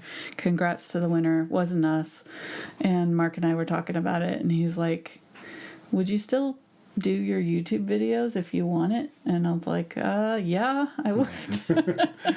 I would. I love what I do. I love getting to chat with you guys and hang out and share my art. I'm not going to stop painting, so why would I stop doing these? It's too much fun. So I appreciate you guys who hang out with us live and take time out of your schedules to do that. It's a lot of fun for us and hopefully fun for you. And yeah, we'll keep on doing this as long as you guys still want to watch. Okay, and you have a commitment to still fulfill. Oh, that's right. QBO. Here we go. All right. Ooh, that rhymed. So, let's make sure you do this right, well, so it can be cut and put into. right. Okay. So this is Quinacridone Burnt Orange. Been discontinued. The colors that I used to mix, I did 3 different colors that I had that were close on my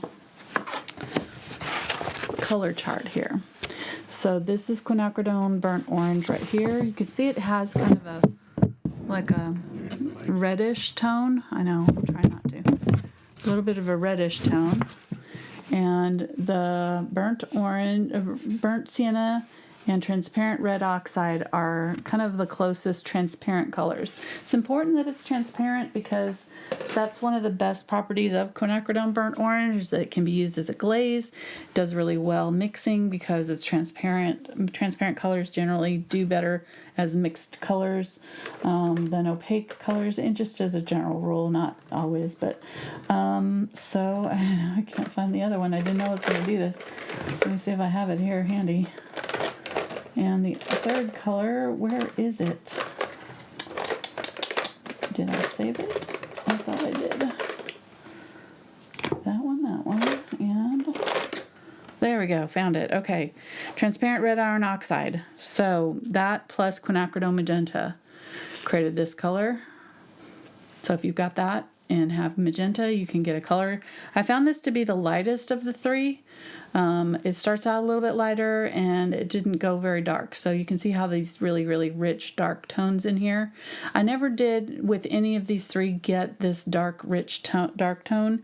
So if you needed a really dark quinacridone burnt orange, you might have to add like a transparent burnt umber or a bone black or something that is got a little bit of darkness. You could even try, I was thinking turquoise might work well or something like that. Do you want me to mix these? Is that, I probably need to. I already like pre-mixed them. The other one were, both of these other two were transparent burnt siennas. The Winsor Newton burnt sienna is transparent on its own, so it's not called transparent burnt sienna. It's just burnt sienna, but it is transparent. You can see on the back this little square with the circle with nothing inside. That means it's transparent, and it is really beautiful brown. It's definitely different than the burnt sienna that I use with golden. It's my golden burnt sienna is opaque. So here's the burnt sienna here, regular burnt sienna, and you can see the burnt sienna there. It's different. And then if I add magenta to this burnt sienna, this is what I've been telling people to do. And you can see it's pretty close to that, but it's not transparent. The magenta makes it a little bit more transparent, but it is going to be more opaque, and it's maybe not going to be as clean as some of these if you want to use it for glazing. So, but it's actually not bad. So that's just magenta and burnt sienna. I know. And in the past I've said add Cad Red Light too, so if it's not red enough, you can add Cad Red Light, but you can see here that it looks pretty close there. I'd be happy with that. One thing that you can do to test these is to add a little bit of white. So I'm going to add a little bit of white here. And I'm going to just go ahead and put out all three of these. So this is transparent burnt sienna. Woo, that was a lot of that. Regular burnt sienna from Winsor Newton brand. And I'm going to just go ahead and do this for TikTok. So I'm going to make a whole new thing here. And then this one is transparent iron oxide.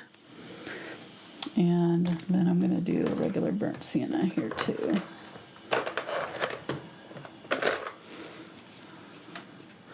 So this one is the opaque burnt sienna. And then we've got Quinacridone Magenta. This is the color that you really can't cheat on. So no matter what you do, I would say be sure you get the Quinacridone Magenta. Now, if you do not have Quinacridone Magenta and you absolutely can't buy it and you're just like, nope, or can't get it or whatever, you can try let's see if I can find it here. Permanent Alizarin Crimson from Winsor Newton. They have other alizarin crimsons,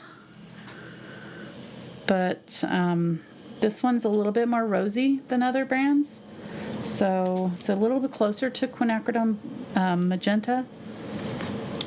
And then here's the QBO right here. So I'm going to add that up here. So that'll be our gold standard. All right, so let me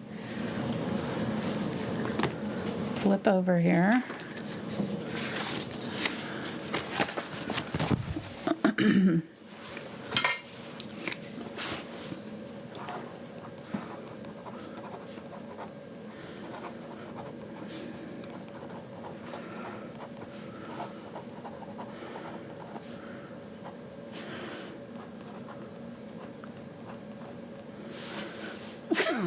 Sorry. What? R.I.P.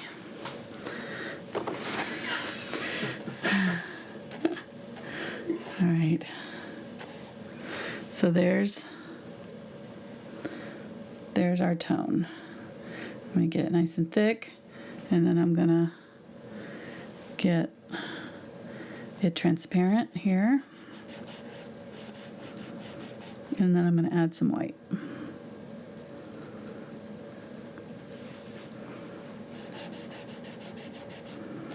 Okay, so we got the 3 tones there.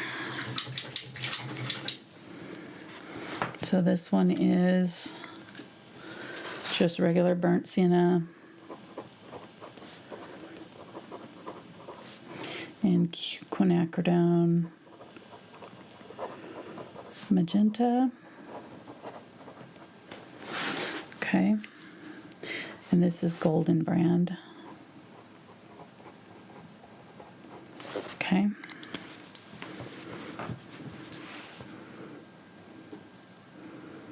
So I'm going to do kind of 50-50. That's been the kind of ratio that I found kind of works. Maybe a little bit more burnt sienna.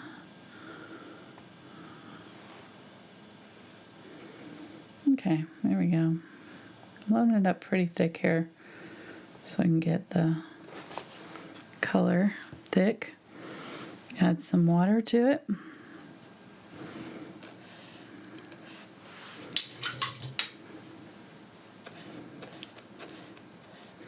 So we got it fairly close there. Not too bad. Right? And then adding white.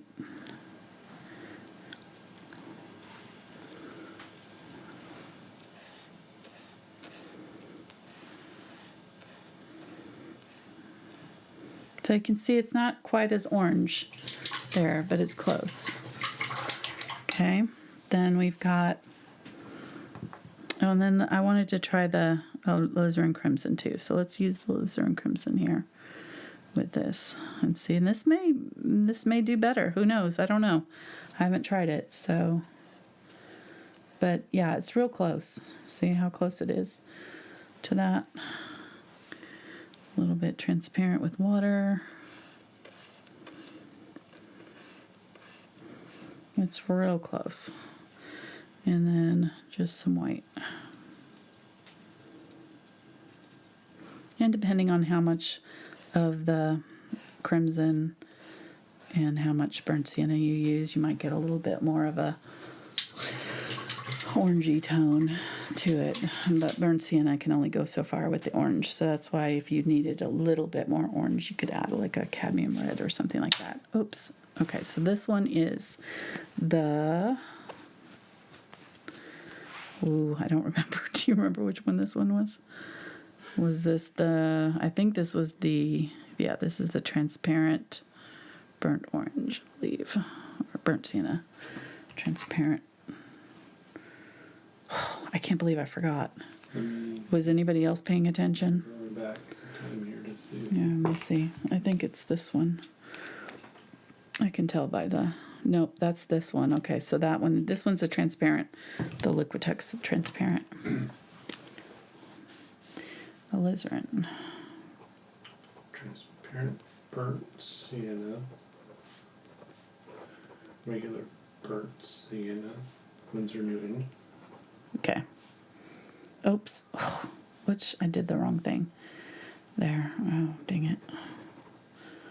Alizarin. Emerson.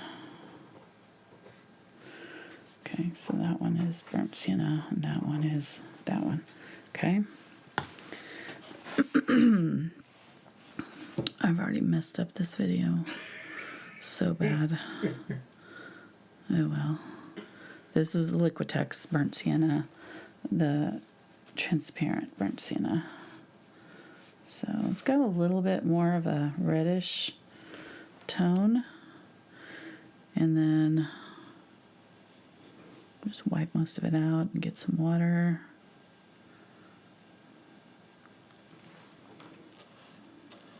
Yeah, see, that's got a nice orange to it, doesn't it?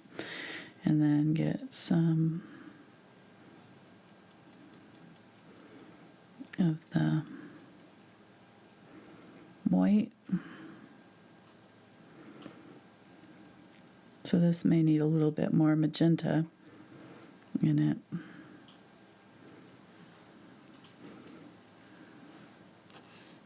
There we go. That's pretty darn close. That transparent burnt sienna color. These will all work, you know, so if you, because I use this color a lot, so these will all work. This one's Liquitex. And I'm not going to use the alizarin crimson with all these, but we can see that it would do a decent substitute too. Liquitex burnt sienna, transparent burnt sienna.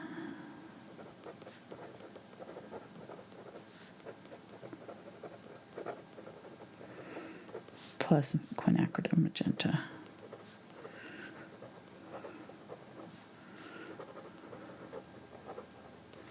Okay, so that's that one. And then, sorry if anybody's still watching. They are? Okay. They're very interested. This one is the burnt sienna from Winsor & Newton, which again, it's similar, but it's got its own little, you know, quirks. It's not quite the same. So this was golden, this was Liquitex, this was Liquitex transparent. Liquitex also has a regular burnt sienna, so it's not their regular one, it's their transparent. It's called this one transparent in the title. Okay, so this one is the Winsor & Newton burnt sienna. This one is the one that I think did the best in my opinion. It seemed like it was closest to the undertones a little bit more. I don't know. Felt like getting the transparent color there. And then a little bit of white.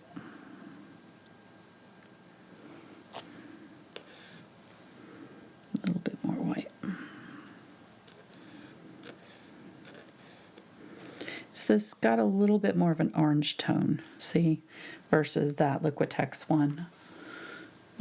But I don't know. I mean, maybe, and if we added a little bit more magenta, just a tiny bit, it would make it a little bit more reddish. So there we go. That's a little bit closer to that, probably. Maybe a little tiny bit more magenta. So that's going to be the only tricky part about this, is that you're going to have to mix it every time. You know, you won't have it like pre-mixed. So you could try maybe mixing it up and putting it in a tube or something like that. But you're going to have to mix it every time. And then this one is transparent red oxide, which is another pretty common color that a lot of people have. So transparent red oxide. I need to write down that last one. But it also is very close. Really similar. The only one that gets dark enough to be similar is this burnt sienna, and that's because it's the opaque burnt sienna from Golden. So it's going to be probably the closest as far as the dark tones go. So sad. So sad. It's a sad day for art. When we lose a color. Hopefully it'll come back. I don't know who to write. Maybe it'll be like classic Coke. I don't know. Winsor & Newton. Whoop. And Newton. All of a sudden I can't write. Burnt sienna. And this is just the regular burnt sienna. And quinacridone.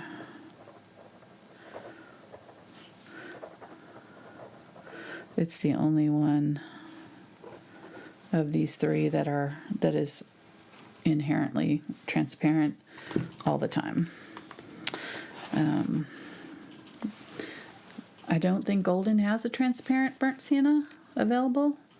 Liquitex has both, regular and transparent. So And then this one is red iron oxide.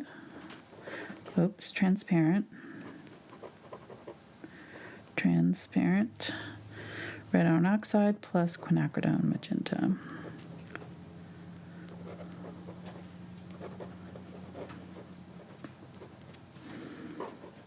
Okay, so those are the options that we've got.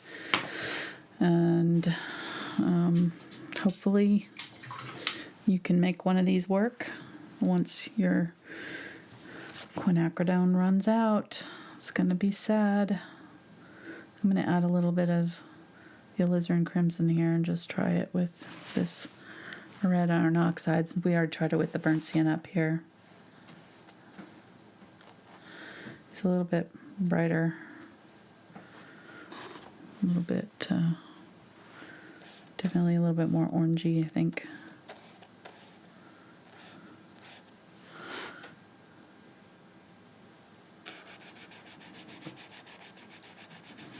Yeah, so it's got a little bit more of an orange tint to it. Those two together. All right, that's it, guys. Hope that helped. Hopefully that'll alleviate the anxiety of losing our favorite color. We'll see. But thanks for hanging out with us again. And whoop. I never write with pen anymore. I forget how. It's like my hand forgot how to do it. Alizarin, crimson. I need to get out my pen more often and write with it. All right, that's it. Ta-da! I'll post this on my social media. We'll probably run a little small clip of the mixing, fast forward it so you can see what we did and have it for reference for later. But yeah, take a screenshot if you want. I think I'll post it on my social media take a picture of it and post it so you guys can have that, because I think it'll be hopefully helpful. All right, that's it. Thanks for watching. Have a great rest of your day. We'll see our patrons on Saturday for our bonus video, and the rest of you next Tuesday for another video. I have no idea what we're painting next week. Something. It's on the schedule. Go check it out. Thanks for watching. Links down in the description to all the supplies and things that we've been using. And hope you guys have a great weekend. We'll see you next time. Bye.